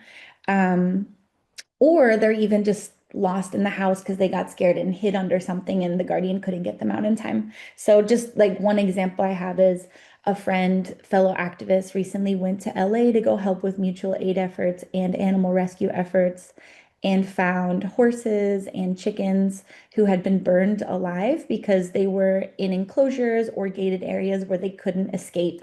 So it's really unfortunate that the humans were in such a rush and so stressed that they weren't able to go open that enclosure or get them as well. So yeah, let's work on preventing things like that from happening. So things that are really important to think through. Of course, this is all in addition to general emergency preparedness. Hopefully everybody already has that on their radar of like, what do you and your human family members need? But adding to that list, what do you need for your animals? Like, it's really scary to think about these things, but it's a lot less stressful when we have a plan in place. And so things that are really important to think about is like who is going to be the one grabbing the animals? How are we going to transport these animals? That's going to vary a lot depending on what species of animal they are. Do you need crates? Do you need harnesses? Who's grabbing the go bags? There's go bags with human supplies, but also go bags with animal supplies, which I'll elaborate on later. Who's going to be locking the doors and windows, of course. What are you going to need if you need to leave home? What are you going to need if you're staying at home? And what are you going to do if you can't just put your animals in the car and drive away? Like if you have to travel on foot, how are you going to transport them in that situation? And I think it's really helpful to sit down with your housemates or whoever you live with, or just yourself if it's just you, and kind of go through that scenario and plan and be like, okay, so if I have to evacuate quickly, the harnesses are over here, the crates are over there, I'm gonna grab them and just like think through everything because having a plan is really crucial and it's crucial to kind of mentally repeat that so that when there is a crisis, when your stress hormones are off the charts and you're not able to think clearly, you're like, I know what I need to do. So really important to consider that our animals have different needs depending on species. Some things that are really important to consider is like if there is a disaster and your animal gets stressed and runs away or gets out the door or something, how are you going to be able to get them back? How are you going to catch them? You could use like maybe there's high reward treats like dogs usually find wet cat food irresistible. That's a good one usually. Or maybe there's like a squeaky toy or something that you can do to try to ensure their return. My dog sometimes escapes. He's part husky, so he's just very talented at escaping, but he can't resist an open car door, for example. And this might not be super helpful in a disaster, but him escaping is a small disaster for me. So I've had times where someone passing by, like a delivery driver, will let me open their door to lure him back and he'll jump back in the car and then I can grab him. So that's just one small example, whatever might work to get your animals back. And then what if something were to happen where there's a disaster and you're not home and you can't get home to ensure that your animals are safe? And this kind of touches on what previous speaker said about knowing our neighbors. We should all know our neighbors better. And yeah, it's a huge problem in our society. But here's another good reason to talk to your neighbors is maybe you're going to need help with your animals. If you can't get home, they could be like your pet buddy. Or vice versa. Maybe they have animals and they're not home and it's like they call you and like, can you please go get my bunny? I heard that there's a fire or whatever. Or vice versa, if they are familiar with your dog and or whatever animals you have, they could help them and keep them safe until you are able to get home. That would be such a relief if there was a disaster situation. I sometimes when I'm gone am like, oh my God, did I leave the stove on? Oh my God, is there a disaster happening? Who could check on my animals? So that's something that's really important to consider. And it's ideal if that person already knows your animals and is familiar with their needs and their communication style, so that the animal feels comfortable around them and wouldn't like bite them or something, because that would be really awful. We want to prevent that. And then another possible scenario is like if you are home and you need to get your animals out, important to consider that when things are really scary, they might run and hide or take off through a window or something. They might not be calm and easy to grab. So maybe like have a crate if there's someone that needs to be in a crate, just have that crate available all the time open so it's like their safe space. So ideally if they get scared, they will run and hide in the crate and you can easily secure them and take them. Like cats and bunnies often would be needing to be transported in a crate. And if you leave it out open, it might end up being like where they sleep and where they feel the most safe, and then they're used to it. So if you do have to put them in a crate, they're not like, oh my God, what's happening? I've never been in this crate before. This is really bad. You know, if they're unfamiliar, it might be really scary and they might run away from you. And then also, sometimes people can't get their animals out from like under the bed or under a shelf. So it might be a little extra, but some people do secure those areas by putting like mesh or some kind of fabric or something so that animals can't hide under that. Pretty good idea to block off areas that are inaccessible to you if they're likely to hide there, just so that you're not like the house is on fire and you're like, oh my God, I can't get my cat from out from under the bed. That would be really awful. And then, yeah, as I mentioned earlier, how you're going to transport them, harnesses, leashes, of course. If they're in the carrier, yeah, just having those carriers around and near them so it's easy to grab them. And in all of these situations, the most critical thing to ensure that your animal stays safe and finds their way back to you if they were to be separated is having them microchipped and having collars on their, or tags on their collars that are up to date with accurate information. It's the number one way that animals get returned to their family, because if they get lost, which is really common in natural disaster situations, they can't tell people who found them who their family is. And the only way that a human who finds them would know is if they had a microchip or they had a collar. If some random person finds your animal, they're able to just easily read the number on the tag and call you. Not everybody has a microchip scanner, but if they did end up at a rescue, a shelter, or a vet, those facilities would, by policy, scan them for a microchip and they would be able to contact you. And I've reunited so many animals to their guardians because thankfully they had microchips, even though they didn't have collars on. And if I hadn't, you know, worked really hard to reunite them, they might, you know, if someone else had found them and not known about microchips, or they didn't, you know, have a way to identify the family, they might not have tried so hard and they might not have been reunited with their family. So yeah, just like as easy as possible for potential finders to contact you and find you is ideal. And then, yeah, we mentioned go bags. We have all the stuff for our human go bags, I hope. So I won't go into all the human go bags, but for animals, there are things that would be really, really helpful. So of course, having a carrier, if your animal needs a carrier, a towel, you could put the towel over the carrier to reduce stimulation and fear. Like when I have bunnies in my care, I always put towels over their carriers because they get really stressed out if there's a lot of noise and visual stimulation. So that can help keep them calm. And of course, like I mentioned, you want them to be comfortable and used to these carriers and things. So you could have like a towel or a blanket that they're already used to that smells like them. And then, of course, food. We have human food packed up, but we also need food for our animals. You could do like an unopened original packaging bag, but if you need dog food, those bags are really big and you might not be able to carry that with you. So you could do like smaller Ziploc bags. I think it's important to remember to change those out every few months. Same with the human food, right? We don't want stuff that's like really, really old, except for maybe canned goods. They're probably fine, but Ziploc bags of food, probably want to give yourself like a reoccurring action item or put something on your calendar to change those out. And then, of course, you need water. Animals that are under 20 pounds usually need about half a gallon of water a day. Animals that are over 20 pounds usually need about a gallon a day. So something to think about, or maybe a water filtration system. So maybe you can't carry jugs of water, but maybe you have something that can help filter water if you find water and you just need to make sure it's clean. Bowls to serve them food and water.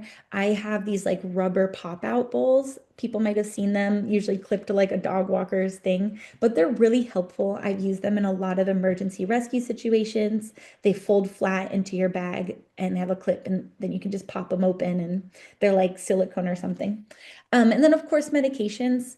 A good idea to have about a month's supply of the medications in case of emergency. If you talk to your vet about it, usually they're pretty open to things like that. If you're like, I'm just packing a go bag and I want to have an emergency supply of this medication if your animal needs medication. And you can put those in your first aid kit. And then also about first aid kits is it's really important that to know like what medications are animal safe or not, because we do have some medications that humans can take and animals can take. Like you could give your dog ibuprofen from your first aid kit if they needed it for an allergic reaction, but you can't give them aspirin. That would be really dangerous for them. So just being aware of like what medications you have, what you could use for them if they needed it, what you can use for yourself, etc. And then harnesses, leashes, muzzles, all that stuff. Highly recommend using harnesses and not collars. When animals are scared, it's really easy for them to just back out of a collar. It pops right off. I've had a lot of animals that I've rescued just pop right out of their collars. So a harness that goes under their armpits. They even have more heavy duty ones that I have to use for my Pitty because she's very strong and eager to pull out of her harness. It like clips under their ribs too, and they can't get out of that. That's really, really helpful so that if they get scared, they're not going to back up and then be able to take off. And then I also recommend harnesses that have handles on them. My dogs both have handles, so if they get stuck, if they break their leg, I don't know, anything could happen, especially like hiking if a rock falls on them or they fall into like a little ditch or something. I can easily pick up the handle and just pull them up. And it's not uncomfortable for them. So that's really helpful. You never know what emergency could happen and you need to easily physically grab them. And then muzzles, depending on your animal's personality, if they could be reactive if they're stressed out, it's important to keep everybody safe and have a muzzle for them. And then I mentioned having a towel or a blanket, but yeah, have something that they're familiar with. You could also do toys, something that smells like home. So in a time of stress, they feel a little bit more comfortable and de-stressed. If you're, having to like lock down somewhere for a long time, maybe you have toys that they can work on and distract them and help them relieve stress. Like for dogs, chewing is a really good stress relief. So I have these like whimsy rice-based chew bones that my dogs chew on for hours. And if there's an emergency, I have those in my bag and they can hopefully de-stress with that. Or like a cat, maybe just having a toy for them to play with if there's, you're just locked down somewhere and have time and want to help them have a little bit of normalcy. And then cleaning supplies, of course, like how are you going to clean up after your animals? Poop bags, disinfectant, towels, paper towels. Those are all things that are helpful for humans as well. And then all of us probably know in our go bags, we need to have our important documents, our passports, socials, cash, all that kind of stuff. But also please consider including important documents for your animals. So their microchip information, their vaccine records, their medical records, and also like a good photo of them in case they get lost, a good straightforward photo so that it's irrefutably them, because sometimes a lot of cats look similar or a lot of dogs look similar, and you can be like, no, I'm positive that that's my animal, and you can share that and hopefully help identify them and reunite them. And then also in the case if you can't drive somewhere safe and you have to be on foot, it's really good to have a wagon. If you have animals in crates, you can put that crate in there. You can put other supplies in there. But yeah, wagons are often really helpful because it's a lot for one human to carry. And all of this emergency preparedness is really helpful to keep your animal safe if there's a case of emergency, but also the more prepared we each are as individuals, the more likely we are to be able to help our friends and neighbors who also need help. And yeah, that's just something that we should all strive for. It's like, okay, my needs are met, my dogs are safe. I'm going to go to my neighbor's house and help them and make sure they're safe too. And yeah, here's just some examples of how I have it set up. I have, as I mentioned, a lot of animals in my house. I foster a lot. So this is a bunny that I'm fostering, and then these are opossums that I'm fostering, and they sleep in their crates. So if there's an emergency and I have to go, they're very skittish. Like I can't just pick up the opossums. I can't just grab this bunny. They're going to get really scared, but they're already sleeping in their crate, which makes it really easy to close the lid and pick it up and go. So that I find that really helpful. And this is just like a visual example of that setup. And yeah, this is all a very brief introduction, but hopefully that is helpful and gets people's gears turning. There are a lot of very in-depth videos on YouTube as well about different species. So if you have reptiles or aquatic animals or whatever species, specific needs that you might need to consider for them if there's an emergency. And then just one last little tip is like putting those Save Our Pet stickers on your front door and back door or any windows that are visible if emergency rescue teams have to come in the house when you're not home. Or you're not able to get in the house, they can visually see, oh, there's 2 dogs, 2 bunnies, and a bird in this house. That's what I'm going to look out for because they might not otherwise know in a state of panic. And you can find those at pet stores. You can find them. ASPCA gives them out for free, I think, or wherever. They sell them everywhere. But yeah, that's my very brief 101 on emergency preparedness for our companion animals. Thank you so much. That was so amazing. Oh, I hadn't thought about so many of those things. So you really gave us a lot of good information for our little critters, which I don't have one, but maybe I will one day again. But thank you so much, Kitty. I Go just ahead. thought of one more comment. I'm so sorry. Part of the reason that the vaccine records, poop bags, all that kind of stuff and muzzles are so important is because if you were to go to an emergency shelter when people open up these, community places that our previous speakers talked about, they might require proof of vaccination, a muzzle, all that kind of stuff. So think about that too. If you're in a space with like hundreds of people, they probably have requirements to protect everyone. And it's just really helpful to have all that on you to be like, oh yes, they have their rabies vaccine, everything's good, or what. Yes, thank you so much. That's so great. Thank you so much, Kitty. Our next speaker, um, Community Energy for Resilience Hubs.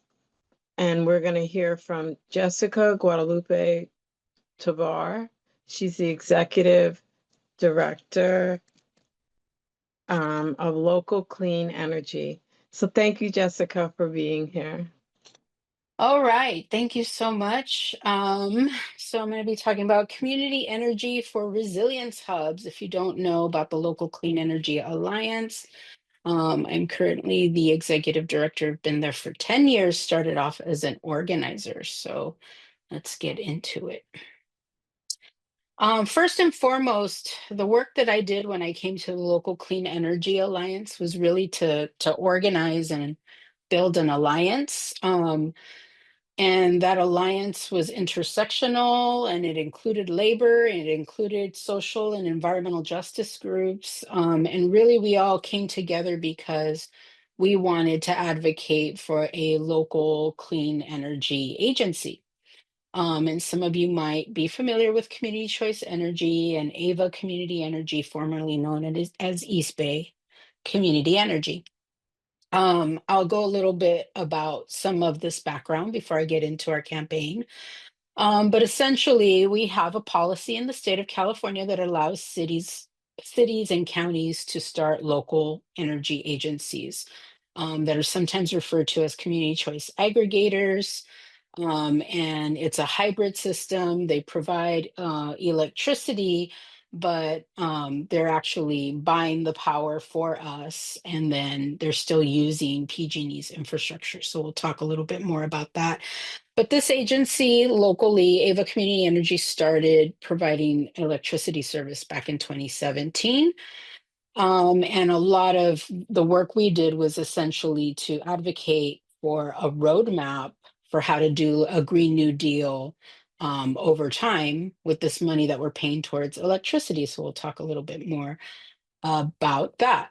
And that document's actually referred to as the Local Development Business Plan. And so the alliance that I built back in like 2014 was known as the East Bay Clean Power Alliance.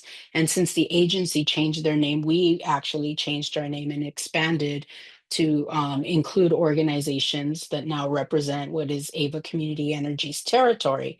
So that includes Alameda County and San Joaquin County cities of Tracy, Stockton, Lathrop. It soon will be including the unincorporated counties. And so as it grows, our alliance grows. If you didn't know this already, our local representatives actually sit on the board of Ava Community Energy. And so therefore that allows for us to actually influence some of the decisions at the local agency, which is really important because good luck doing that with PG&E, good luck doing that with the California Public Utilities Commission. I mean, we could be here all day talking about, being disenfranchised, right? Okay, so what this looks like on your bills, essentially your line item for electricity, that money stays with the local agency, which is really, really important. All those other charges are money that goes to PG&E. So this is really important because it's not just about having an agency that sells us electricity, but actually that does clean energy investments. And more importantly, clean energy investments in communities that need them the most, namely environmental justice communities. And there's so many benefits to that, right? Like not only having access to clean energy, but creating those jobs, improving our health, our local wealth, and so much more. So I want to just tell a little story. Back in about 2020 during the pandemic, Ava Community Energy, and back then they were East Bay Community Energy, was talking about doing microgrids of solar and battery storage in the different cities that the agency represents. However, a lot of that was really talked about in the concept of putting clean energy microgrids on police stations, putting clean energy microgrids on fire stations. And mind you, this was the time that a lot of people spoke about where we were having unprecedented mega wildfires, power shutoffs, a heat wave. We were in a global pandemic, had to stay home. I mean, there was a lot of crises compounded. And we had been making a case for microgrids for years prior, but it wasn't until this year that all of a sudden there was an uptake in, creating more energy resilience. However, it was being done for places that are not advantageous to our community and really actually shut out our communities. And so we'll talk a little bit more about that. And just to add to, the context of this time too, this was pretty much off the heels of the murder of George Floyd, the uprisings of Black Lives Matter, and really our calls for advocacy were like, hey, our communities need um, resilient, clean energy too, but we're not going to be running to the police stations, right? Think about like our immigrant communities, think about, the fact that there is no trust and confidence in a lot of these types of facilities. So where do communities want microgrids to be located? Well, childcare centers, places of worship like our churches and our synagogues, for example, shelters for the unhoused, park and recreation centers, public libraries, food banks, senior centers. There's so many great ideas from the community. And, so we really needed to do some hard advocacy, and we did, back then around, putting this kind of, resilient energy in places that our communities gather and trust. Okay, so Local Clean Energy Alliance has really been doing a lot of work to advocate for, microgrids specifically to be included on resilient hub locations. And there's been a lot of talk today about resilience hubs. But when we started our campaign, really there was a lot of resistance. There had to be a pretty much a new CEO put in order for our calls for investments to actually be actualized.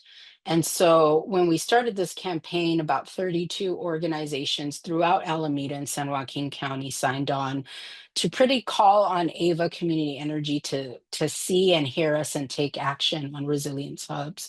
So far, about $2 million has been allocated to technical assistance, about 300,000 was allocated to a grant for community-based organizations to do community engagement and explore a solar and storage incentive program, as well as other technical assistance, specifically for resilience hubs in our community. And so I'll talk a little bit about what that's looking like now. And just to name it, this photo is a resilience hub listening session that took place in Stockton, which was for the San Joaquin Valley community. Okay, so that $300,000 grant, Local Clean Energy Alliance collaborated with Emerald Cities Collaborative, was a longtime partner. And if you didn't know this, both organizations, previous leaders actually wrote a book called Energy Democracy. So it's definitely something you should check out. And pretty much that is about engaging people and local decision makers to really influence the energy system. And so we were able to get this grant to be the community-based organizations doing the outreach in the community and hosting these resilience listening sessions. And so these are photos from the Oakland event that took place in May. And like I said, this is work now funded by Ava Community Energy. And this took a lot of community organizing to get to this point. So it's really been a pivotal moment in the campaign. One of the questions I would get a lot earlier on was, how does energy relate to resilience and resilience hubs? So we'll talk a little bit about that. I named a little bit about clean energy microgrids, solar and battery storage that's islandable, that can keep the power on when the greater grid fails. But one thing I want to mention is that not all microgrids are created equal. There is such a thing as a dirty energy microgrid, and a lot of what PG&E talks about when they talk about microgrid are often diesel powered. And so I want to just uplift that so that people know that a microgrid alone is not just a good thing. It has to be clean energy. Okay, so other opportunities for resilience hubs that like Ava Community Energy and other agencies could actually, resource would be, local solar energy that's like portable, like you see in the image, or the fuel switching from gas to electrification, obviously influencing and resourcing more community building and other services, but certainly, the use of e-bikes for transportation, refrigeration, power and refrigeration, cooling, heating, and air filtration. And being able to have that off-grid power when the greater grid fails or in other emergencies. Being able to resource physical and other creative activities, having resilience hubs with appropriate languages. We know that there's so many languages in our communities, and oftentimes, and we've been experiencing this a lot with government agencies, is government agencies don't have the resources and the persons that speak the languages of the very communities they serve, and that's clearly a huge problem. These hubs could also provide immigration and legal services, employment support, job opportunities, and so much more. And so you can see how some energy is really weaved into, other services. So there's energy benefits and non-energy benefits to resilience hubs. This is just another image to show all the different services that a resilience hub could potentially offer, and they vary. They're not all the same. So there's different types of services that, certain communities need. And certainly what I see the most is people are doing with what they can, with what they have, which is really important. As somebody who grew up poor, you learn to work with what you have. But certainly knowing that, this agency is raking up surpluses above $100 million per year, that's our money we're paying towards electricity. They have the resources to help us. So our campaign really looks to promote community-driven solutions for environmental, energy, and climate justice in Ava Community Energy Territory of Alameda County and San Joaquin. We advocate for funding and resources so these solutions are most effective. We know that resilience hubs and environmental justice communities are poorly resourced and can use, clean energy investments and solutions. And just to uplift, my organization, Local Clean Energy Alliance, organizes to win policies that create community benefits like affordability, clean energy jobs, the opportunities for new models, seed funding, and community governance, and so much more. We work for clean energy solutions for communities that are left out of the clean energy economy. And just to name it, that's renters, that's folks of color, poor communities, the disability community. There's so many communities that have been shut out of the clean energy economy that could use these benefits. And lastly, I want to just kind of really emphasize what are the benefits of localizing clean energy. And I want to make a distinction. Corporate, large scale solar, wind, battery is not the answer. We really need to create this kind of clean energy in our built environment in the places where we're using the energy. And so that's the type of investment we're pushing Ava to do.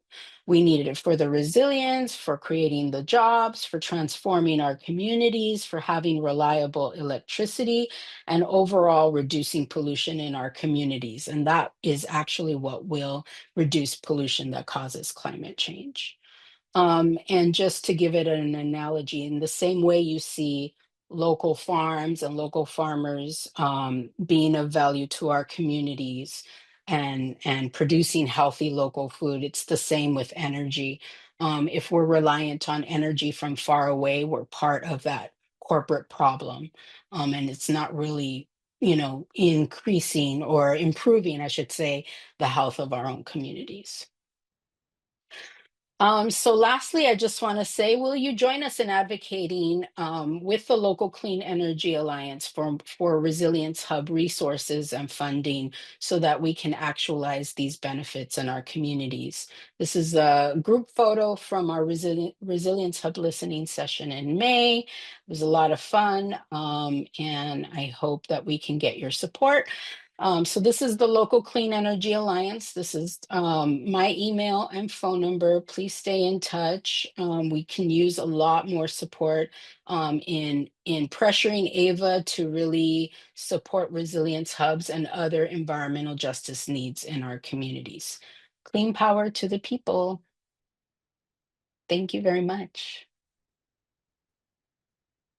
Another amazing presentation. Thank you so much, Jessica. That was great. And we're just going to keep it moving. I feel bad we haven't had time for any questions, but maybe we will. I don't know, but people can put their questions in the chat and we can get them answered, send them out if need be. So thank you, Jessica. And next, we have another person. Yay. This will be our last speaker. And Cheryl, pardon? could I just ask Jessica to make her slideshow available to us? Maybe put it in Oh, yes. something. That was a great show. Thanks a lot, Jessica. Yeah, if you send it to the email that you've been getting, we'll send. We're going to send out all the presentations that we receive from the speakers, as well as the recording, from Wednesday, which was great. Soon after we get this recording. Okay, so our next speaker is the intersection between the domestic violence and climate change, because I was at a Juneteenth event and met this beautiful woman, Sokia, and I was thinking, wow, in a catastrophe, people's emotions get elevated, and it could be another time for domestic abuse. And so she was kind enough to state that she would present today. So we're excited to have you be here. and take it away. Thank you for being here, Sukiya. Hi, everyone. Thank you. My name's Soki, I think I mispronounced your No name again. problem. I'm sorry. My name is Sukaina Alberts, and I'm the Community Services Coordinator for A Safe Place, and I'm here to talk to you today about the intersection between domestic violence and climate change. So this presentation today is going to focus on domestic violence and all the areas that can exacerbate or have an effect on domestic violence when it comes to climate change. So domestic violence encompasses a range of abusive behaviors used to obtain control and power over the survivor. An average of 24 people per minute are victims of violence or stalking by an intimate partner in the United States. And injury can occur as a result of intimate partner violence and can impact individuals' functioning. Women ages 18 to 24 and 25 to 34 generally experience the highest rates of intimate partner violence. As we were discussing, domestic violence can come in many forms, two of which are physical violence and psychological violence, both of which can have severe consequences, including thoughts of suicide, being killed by a partner, and completed suicides. We see the prevalence of these instances differing by race, and everything we have to take into account is underreported. Native American women experience extremely high rates of violence and sexual violence and are murdered at a rate 10 times higher than the rest of the world. Black women experience domestic violence at a rate 22% higher than other women and have a harder time accessing services. And Latino women might be facing some unique stressors, including immigration and family separation, to name a few. And some factors for Latinx and Asian and Pacific Islander survivors could be language barriers, cultural differences, and immigration issues that can make accessing services particularly difficult. Having clean and open spaces within a community supports the health of the members of that community and can create a buffer against air pollution. Pollutants that are released into the environment can accumulate in women's bodies and be passed on to children during pregnancy and breastfeeding, affecting physical and reproductive health. In the United States, Indigenous women and women of color are more likely to live in areas that are contaminated by toxins, and environmental violence can increase many other forms of violence. Some Indigenous cultures believe that women are very connected to the earth. And there's a word up on the slide that is from the Mohawk language, and it's how they refer to a midwife. And the literal translation is she is pulling the baby out of the earth. So there's a significant connection between the health of our bodies and the health of our planet. There is a connection between air pollution, heat exposure, and preterm or low birth weight. And as the US is experiencing a worsening maternal health crisis, especially in marginalized communities, this research is very important. Systemic racism can cause disparities that are increased by climate change. Preterm births are more common on extremely hot days and have the greatest impact on communities of color that live in neighborhoods with more concrete than trees. Predominantly Black neighborhoods have more factories that can contribute to heavier pollution and cause hotter temperatures. And this is one of many examples of systemic racism, which has long-term impacts on marginalized communities. Vulnerable populations are at greater risk in climate emergencies. And often emergency shelters are available during climate emergencies, but many women don't want to go to those places because of the violence that they experience in those places.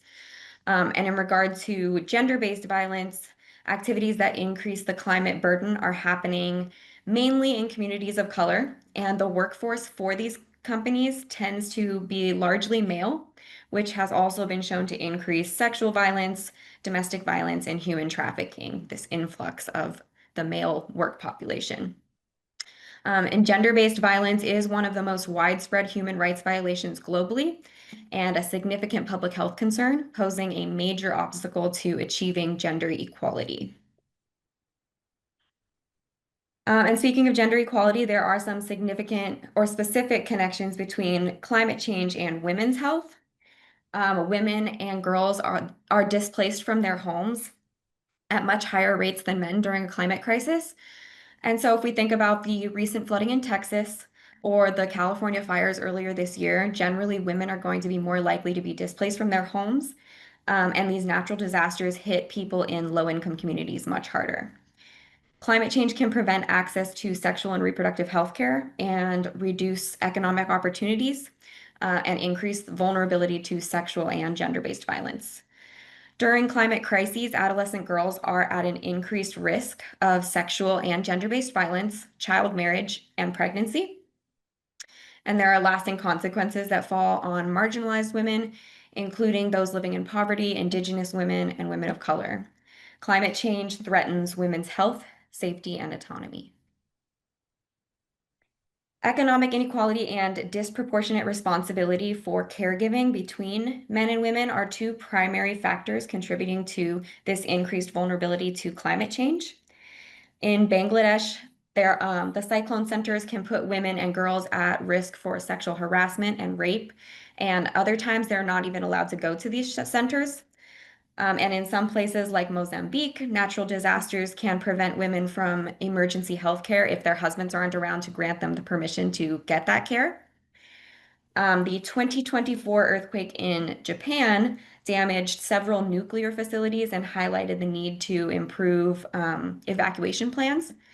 And the US, we share an ocean with Japan, and so we're not paying enough attention to these crises that aren't happening right in front of our face, but they actually are happening closer than we realize. And this lack of attention limits our ability to be prepared and engage in climate safety. Women are more vulnerable to gender-based violence in these shelters and camps. And in some cases, women and girls are subject to blackmail by local authorities or aid workers who will demand sexual relationships in exchange for that relief distribution. That can lead to more severe mental health impacts, and support for mental health is often limited during and just after a disaster. In some cultures, women are even blamed for natural disasters, which can result in gender-based violence, harassment, and killings.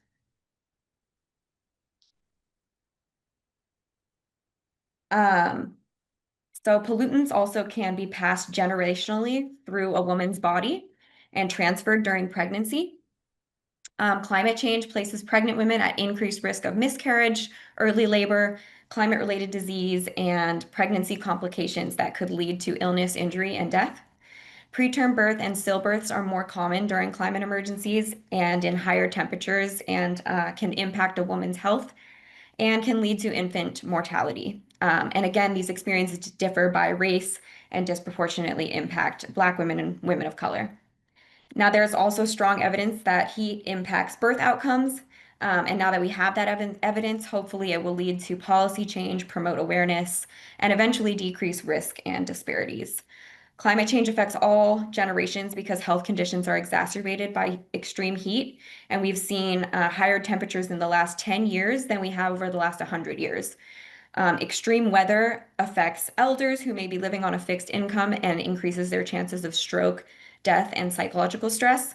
And the impacts of climate change affects children and teens by speeding up puberty and can increase the risk of unwanted pregnancy.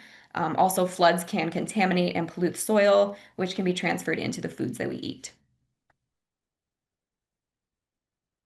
Rising temperatures can increase the presence of mosquito-borne illnesses, such as malaria, and even in places where malaria and these types of illnesses used to not be a risk, the rising temperatures around the world are creating environments where this can become a risk.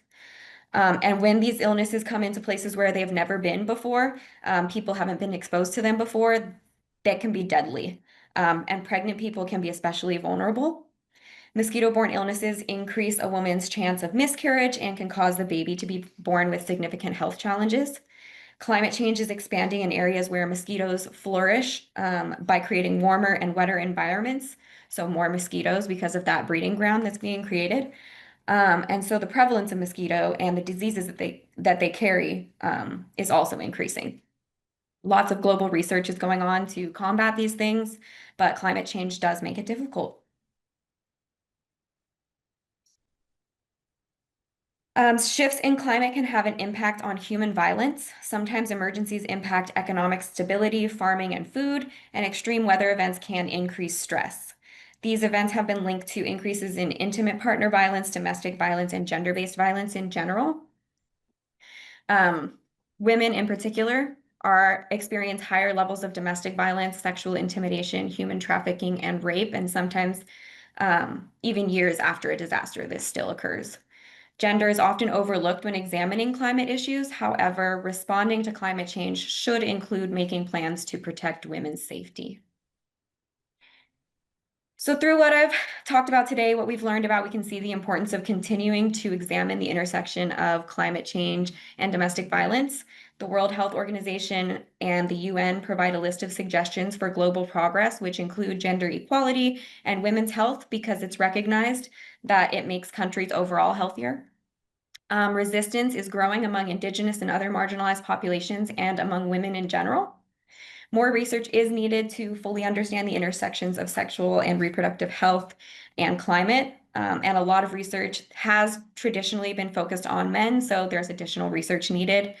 Women play a critical role in helping their families and communities survive extreme weather events, so they need to be involved in the process of creating solutions and have opportunities for leadership. We need to boost gender diversity and resilience in general. Addressing malaria requires that we examine the system of inequality, especially in regard to sexism, where men are receiving better medical treatment than women. And there needs to be more policies that protect women and girls, and we should recognize sexual and reproductive health rights as important to incorporate into climate policy. We need to fund continued research on heat impacts for women of color, pregnant women, and additional at-risk populations, and incorporate gender-based violence prevention in climate resilience strategies at policy levels. And we should vote for politicians who acknowledge climate change and its emergencies and create opportunities for all to be involved in climate work.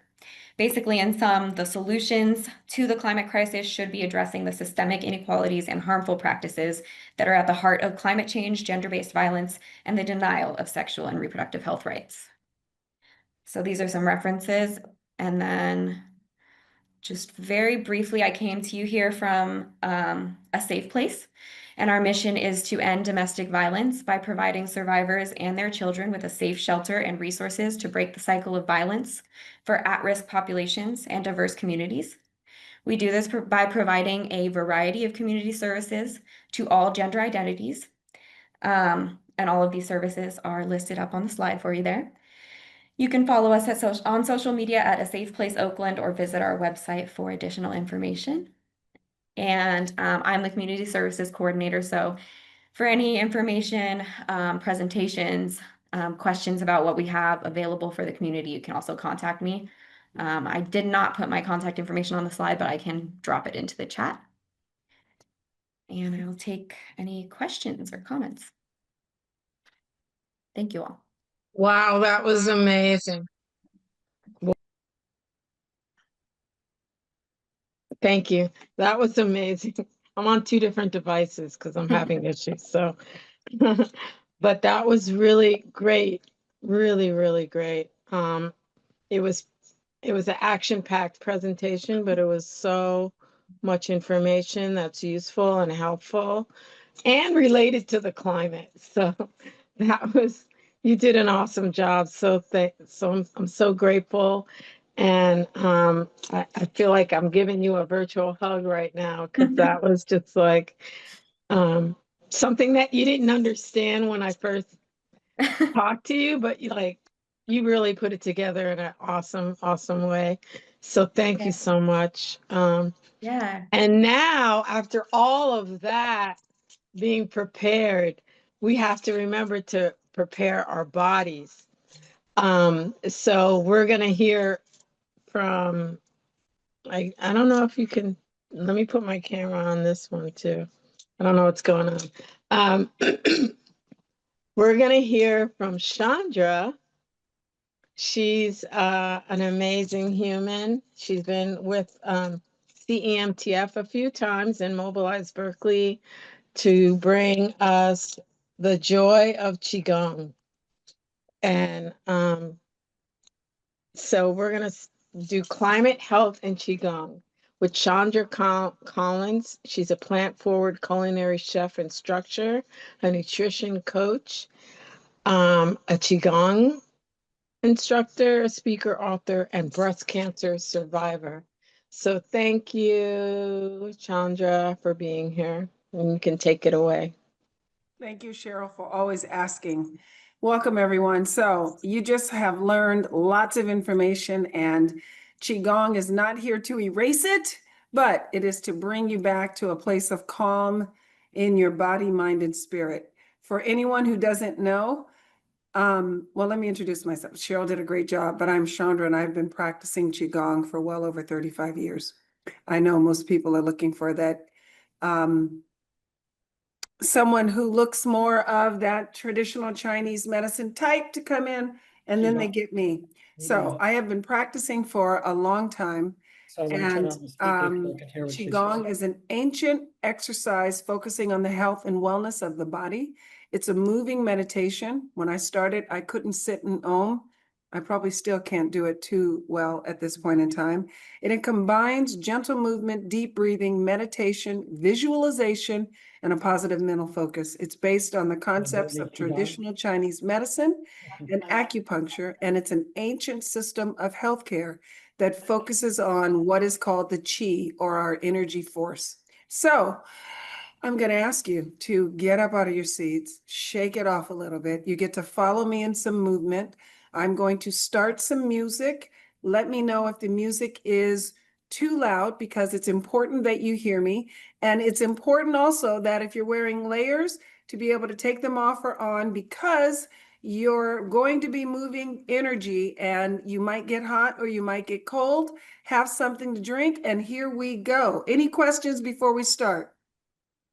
Great. Here we go. And you'll have to let me know if you can hear me over the music. So move the chair.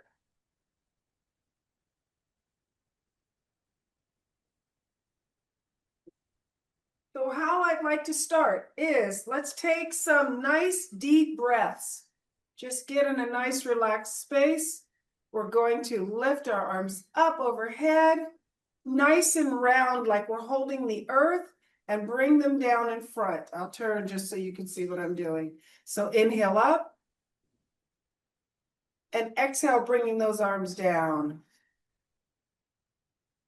And inhale up. And exhale, bringing them down, stopping here at the bottom and reversing it. Bring those arms on the inhale up, open the arms with the palms to the ceiling, turn the palms so that they're down, and exhale down. Inhale up. And exhale down, turning the palms. And last one, inhale up.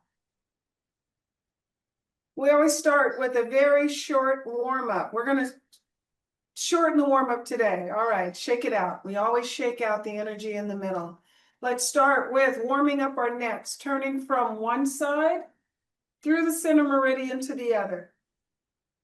Notice any difference in your range of motion from one side to the other. Nothing in Qigong should hurt.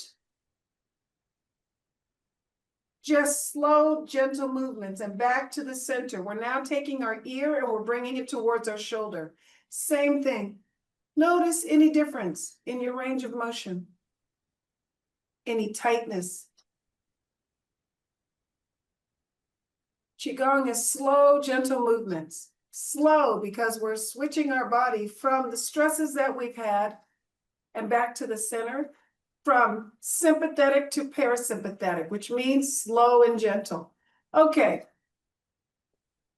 Let us do my favorite warm-up. That is getting in a nice wide position and sitting down as low as you feel comfortable, placing your hands on your waist or on your thighs. You are doing around the world, or what I call hip circles.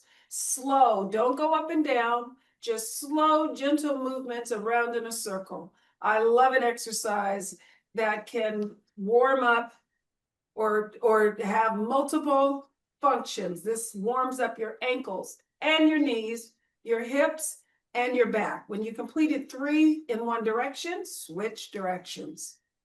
3 more of these. Don't go up and down, just nice, slow, gentle movement. 2 and 3. Bringing the body back to that nice start where we had here in the center. We're going to further warm up the spine by doing what's called spinal twisting. Nice gentle taps as you twist at the waist. Allow the body and the hands to slightly touch the body as you're doing them. All right? We're going to take it to the next level by bringing and patting right here at our side. And it looks like this in the back. Patting here. As you stay low, now bring that pat to the shoulder chest area. Pat it up. Let's get a few in here. This is helping opening and moving stagnant energy in the chest area. Back down where you're trying to touch the kidneys. And back to nice gentle pat taps here.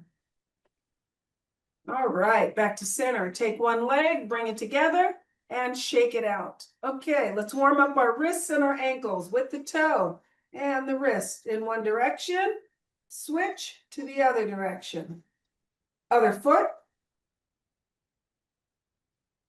And opposite direction. Fantastic. I think that is going to have us warmed up enough. I'm getting warm myself. We're going to do something with this, and we're going to do 2 chi testings. What is chi testing? Chi is your energy. And although you may not feel it right now, I'm going to help you get in tune with it. Taking your hands very close together without touching.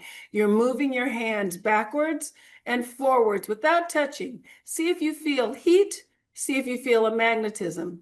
And coming back here, then we're going to go out and in without touching, bring them close. See if you feel a pull, see if you feel warmth or a magnetism, or what is called rolling the ball, if you feel the energy in between. I'm going to ask you to do the weirdest thing, and that is associate a number with the sensation that you feel in between your hands, which is your chi. From 1 to 10, you are here and you're not in bed, so it's not a 1, and you're not out hiking Mount Tamalpais, so it's not a 10. Somewhere in there, I'll explain to you at the end what it means. So find your chi, associate a number.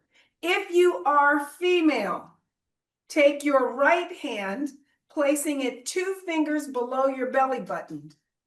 If you are a male, you're doing the exact opposite. You're placing your left hand 2 fingers below your belly button.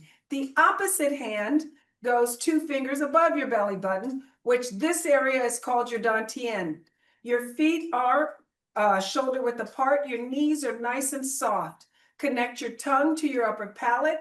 The first exercise that we're doing is called a jog. It's just a nice, gentle bounce. We're really not jogging, and don't ask where the names come from because I have no clue. Connect your tongue to your upper palate. Continue to breathe. There are 3 phases to your jog. This is phase 1.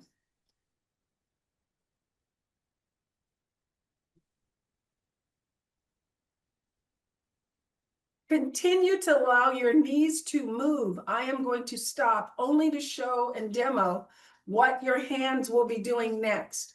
You will now, in synchronicity with the movement of your legs, massage the dantian up and down with the hands. Continue to jog. This is phase 2.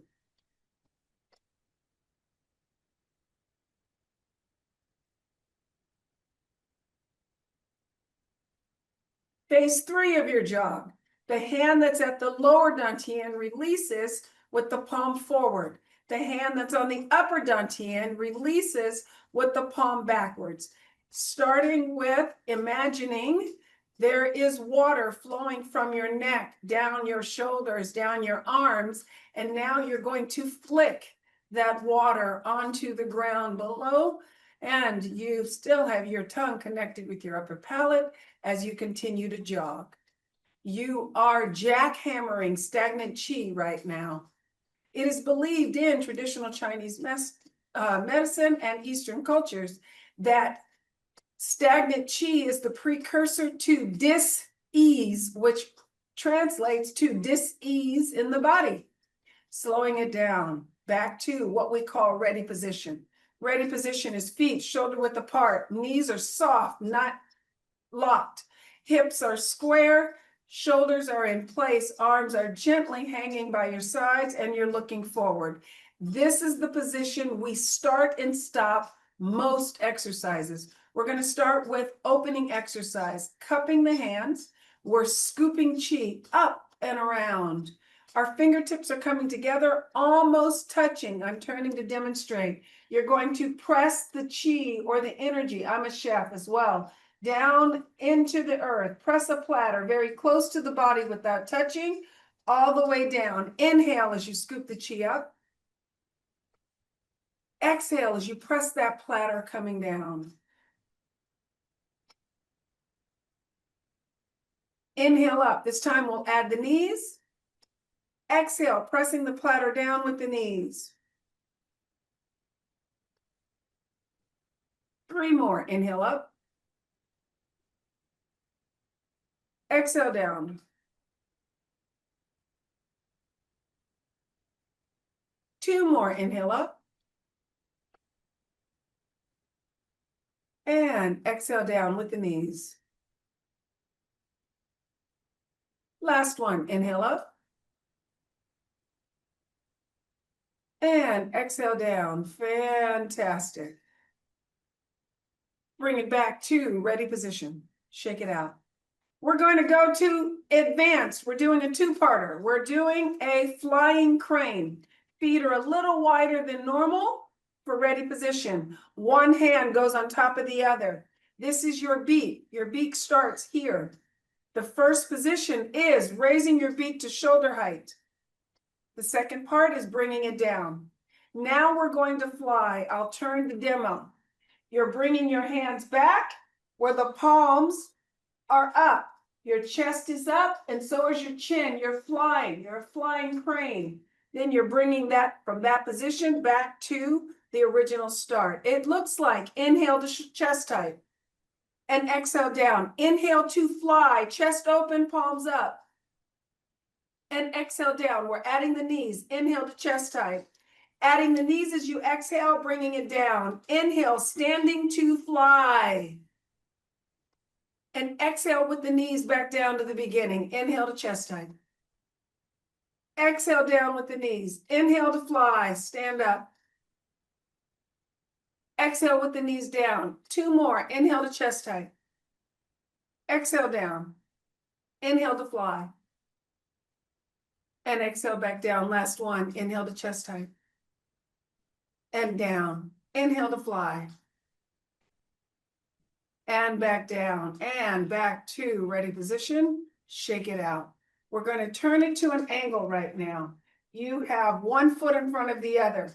Make certain you have your feet are not too wide or too close. You need to be able to lunge forward as well as lean back on that back leg with the toe up. Okay? So when you have that figured out, you are facing over your front leg. Your hands are cupped. We are scooping the seed. We are standing. This is our neutral position. All right. We are starting to scoop the sea and lunge forward, cupping the hands up.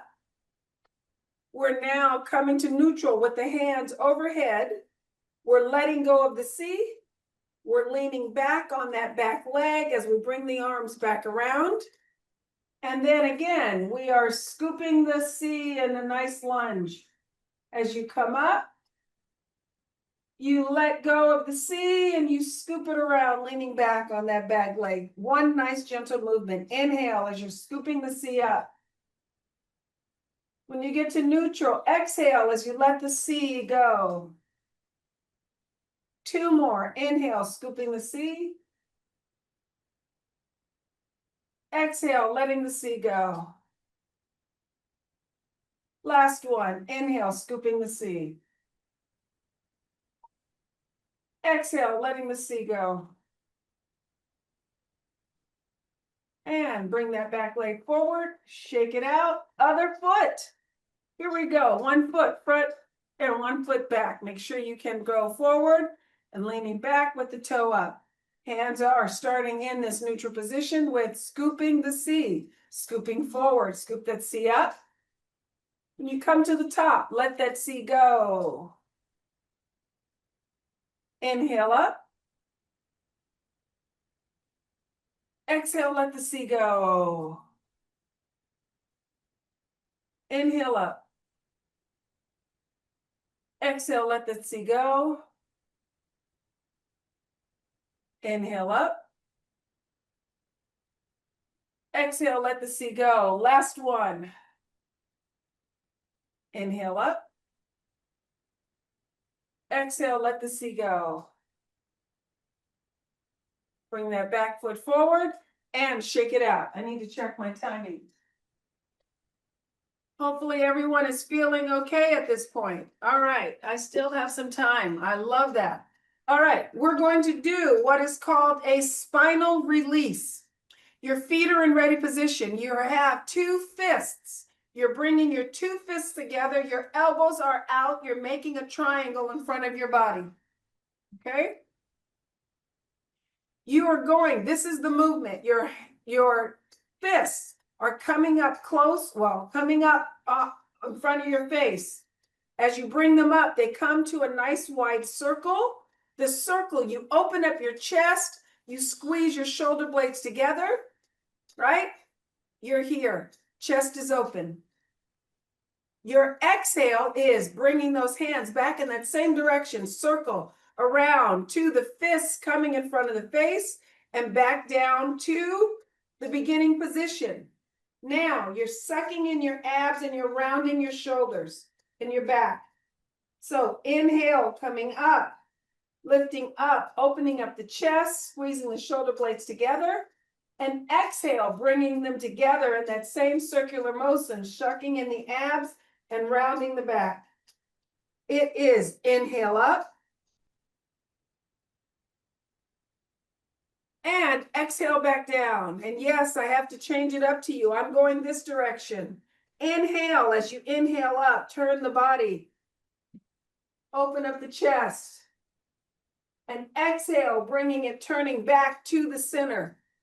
Round the back. Do one in the center. Inhale up, open.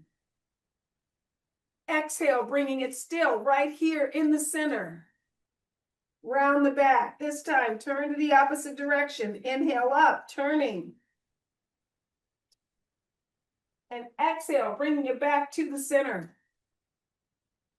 One more. Inhale in the center, opening it up.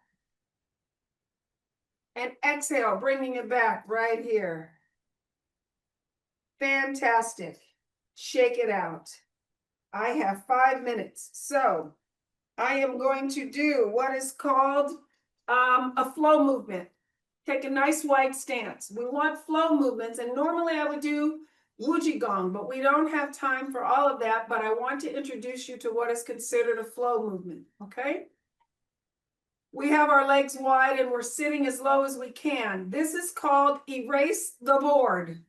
You have a board in front of you, a chalkboard, whiteboard, whatever it is. Your hands are the eraser. You are erasing the board. Whether you're erasing like this, whether you're erasing up and down, whether you have one arm or another, you have a flat hand. In your mind, as you connect your tongue with your upper palate, you are erasing everything on your to-do list. Believe me, it'll come back to you when this class is over. And you're erasing anything that has to go on from this second forward as you allow yourself and your mind and body to relax. We're going to do our flow movement for at least a minute. Let your body flow. Turn off your mind and erase the board.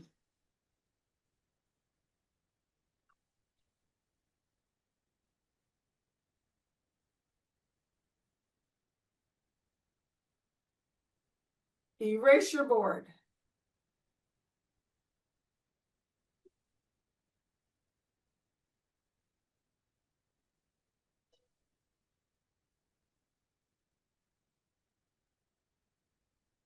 Okay, you can stop erasing your board. Take one foot and bring it in. And shake out the body. All right, we're going to do our last exercise before I help us close out. It is a four-parter, but I know you've earned it and you can do this.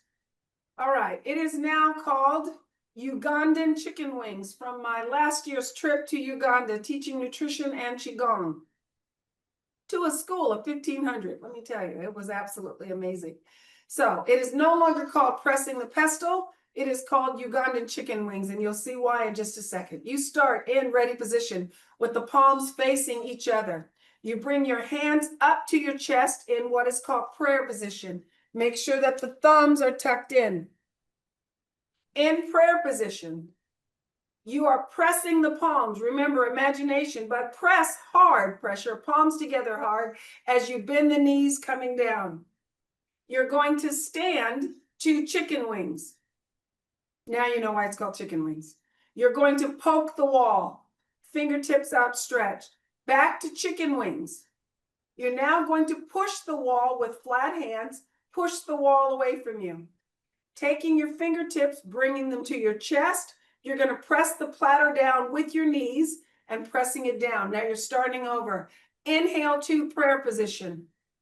Exhale to pressing the palms. Inhale to chicken wings. Exhale to poking the wall. Inhale to chicken wings. Exhale to pushing the wall. Inhale to fingertips to chest. Exhale, pressing it down. Inhale to prayer position. Exhale to pressing the palms. Inhale to chicken wings. Exhale to poking the wall. Inhale to chicken wings. Exhale to pushing the wall. Inhale to fingertips to chest. And exhale down. Two more. Inhale to prayer position. Exhale to pressing the palms. Inhale to chicken wings. Exhale to poking the wall. Inhale to chicken wings. Exhale to pushing the wall. Inhale to fingertips to chest. And exhale down. Last one. Inhale to prayer position. Exhale to pressing the palms. Inhale to chicken wings. Exhale to poking the wall. Inhale to chicken wings. Exhale to pushing the wall. Inhale to fingertips to chest. And exhale down. Absolutely fantastic. And you should give yourselves a round of applause. All right, so we now have to close out, which will only take us 2 more minutes. What I'd like you to do now is do your second, do your second. Usually in a class, we do 3 chi testings, but now I want you to do a chi testing again. Sliding your hands back, patting the chi, or using here, find your chi, associate a number with it, what it means. If the number has gone up or down, then it means that you start, if it's gone up, then your body, first of all, you've exchanged and let go of stagnant chi and you brought chi on. If your number has gone up, then that means your body needed more chi or energy to keep you balanced. And if it went down, that meant you had stagnant chi that your body needed to release. Okay? All right. Let's do our pat down.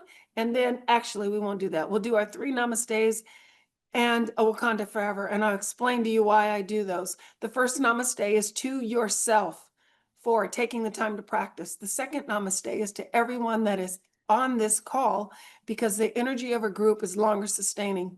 And the third namaste is to any teacher that you've had in your past, those in your presence, and those that you will encounter in your future. The Wakanda forever is because, first of all, it's a fantastic movie. I mean, you haven't seen it, go rent it on DVD. I highly suggest it. The main character is Chadwick Boseman, and many of the classes I teach are for cancer organizations, and many of the clients that I work with are cancer patients. Chadwick acted in that movie while battling stage 4 colon cancer. So the Wakanda forever is that his soul is never forgotten, as well as those who have been on this cancer journey and transitioned, those who are currently on this cancer journey, and those who, like myself, are 13 years post-cancer and recovery. We want to salute that. So with me, please, as I step on my phone. Namaste to ourselves, each and every one of us, for taking the time to practice. Namaste to each and every one of you for taking the time to practice, because group energy is so much greater and longer sustaining. Namaste to all the teachers of our past, those in our presence, and those that we will encounter in our future. And a Wakanda forever to you. Thank you for your time. If you have any questions, please ask. I am honored to have been here. Thank you. Thank you so much. Whoops, wrong.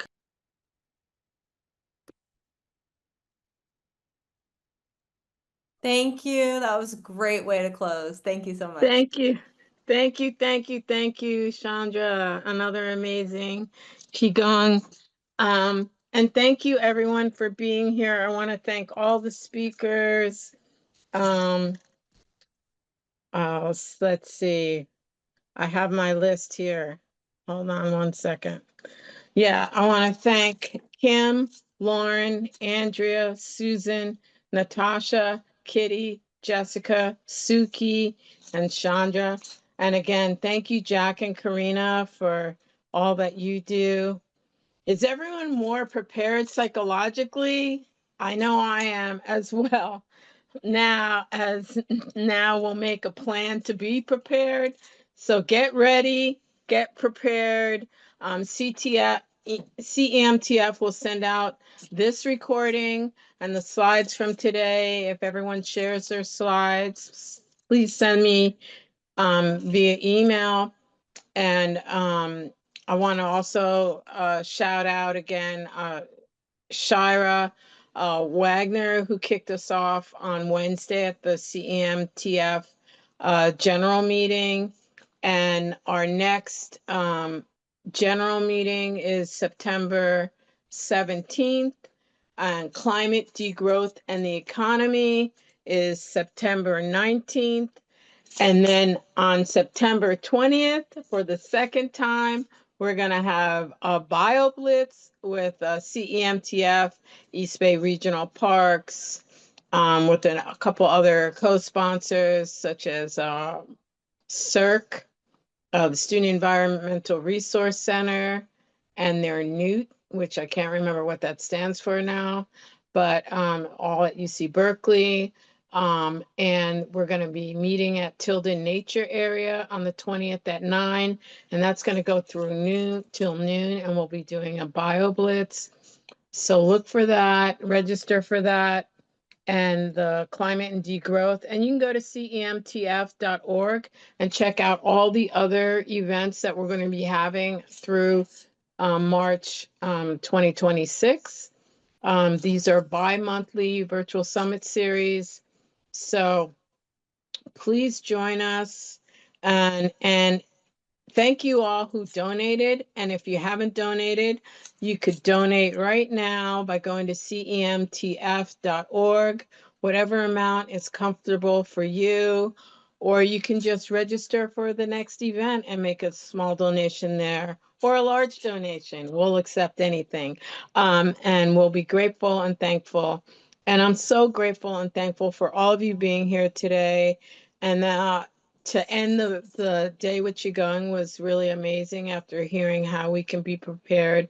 So look for our email with the recordings and the PowerPoints. And I thank everyone again for being here, and have a blessed day. We're in tumultuous times. We have to stay united, be in solidarity, and let's hope we make it through, but we will, because we're going to get ready and we're going to be prepared, have our go bags ready for ourselves and our animals. So thank you. And we'll see you soon. So have a blessed day, everyone. Thank you so much.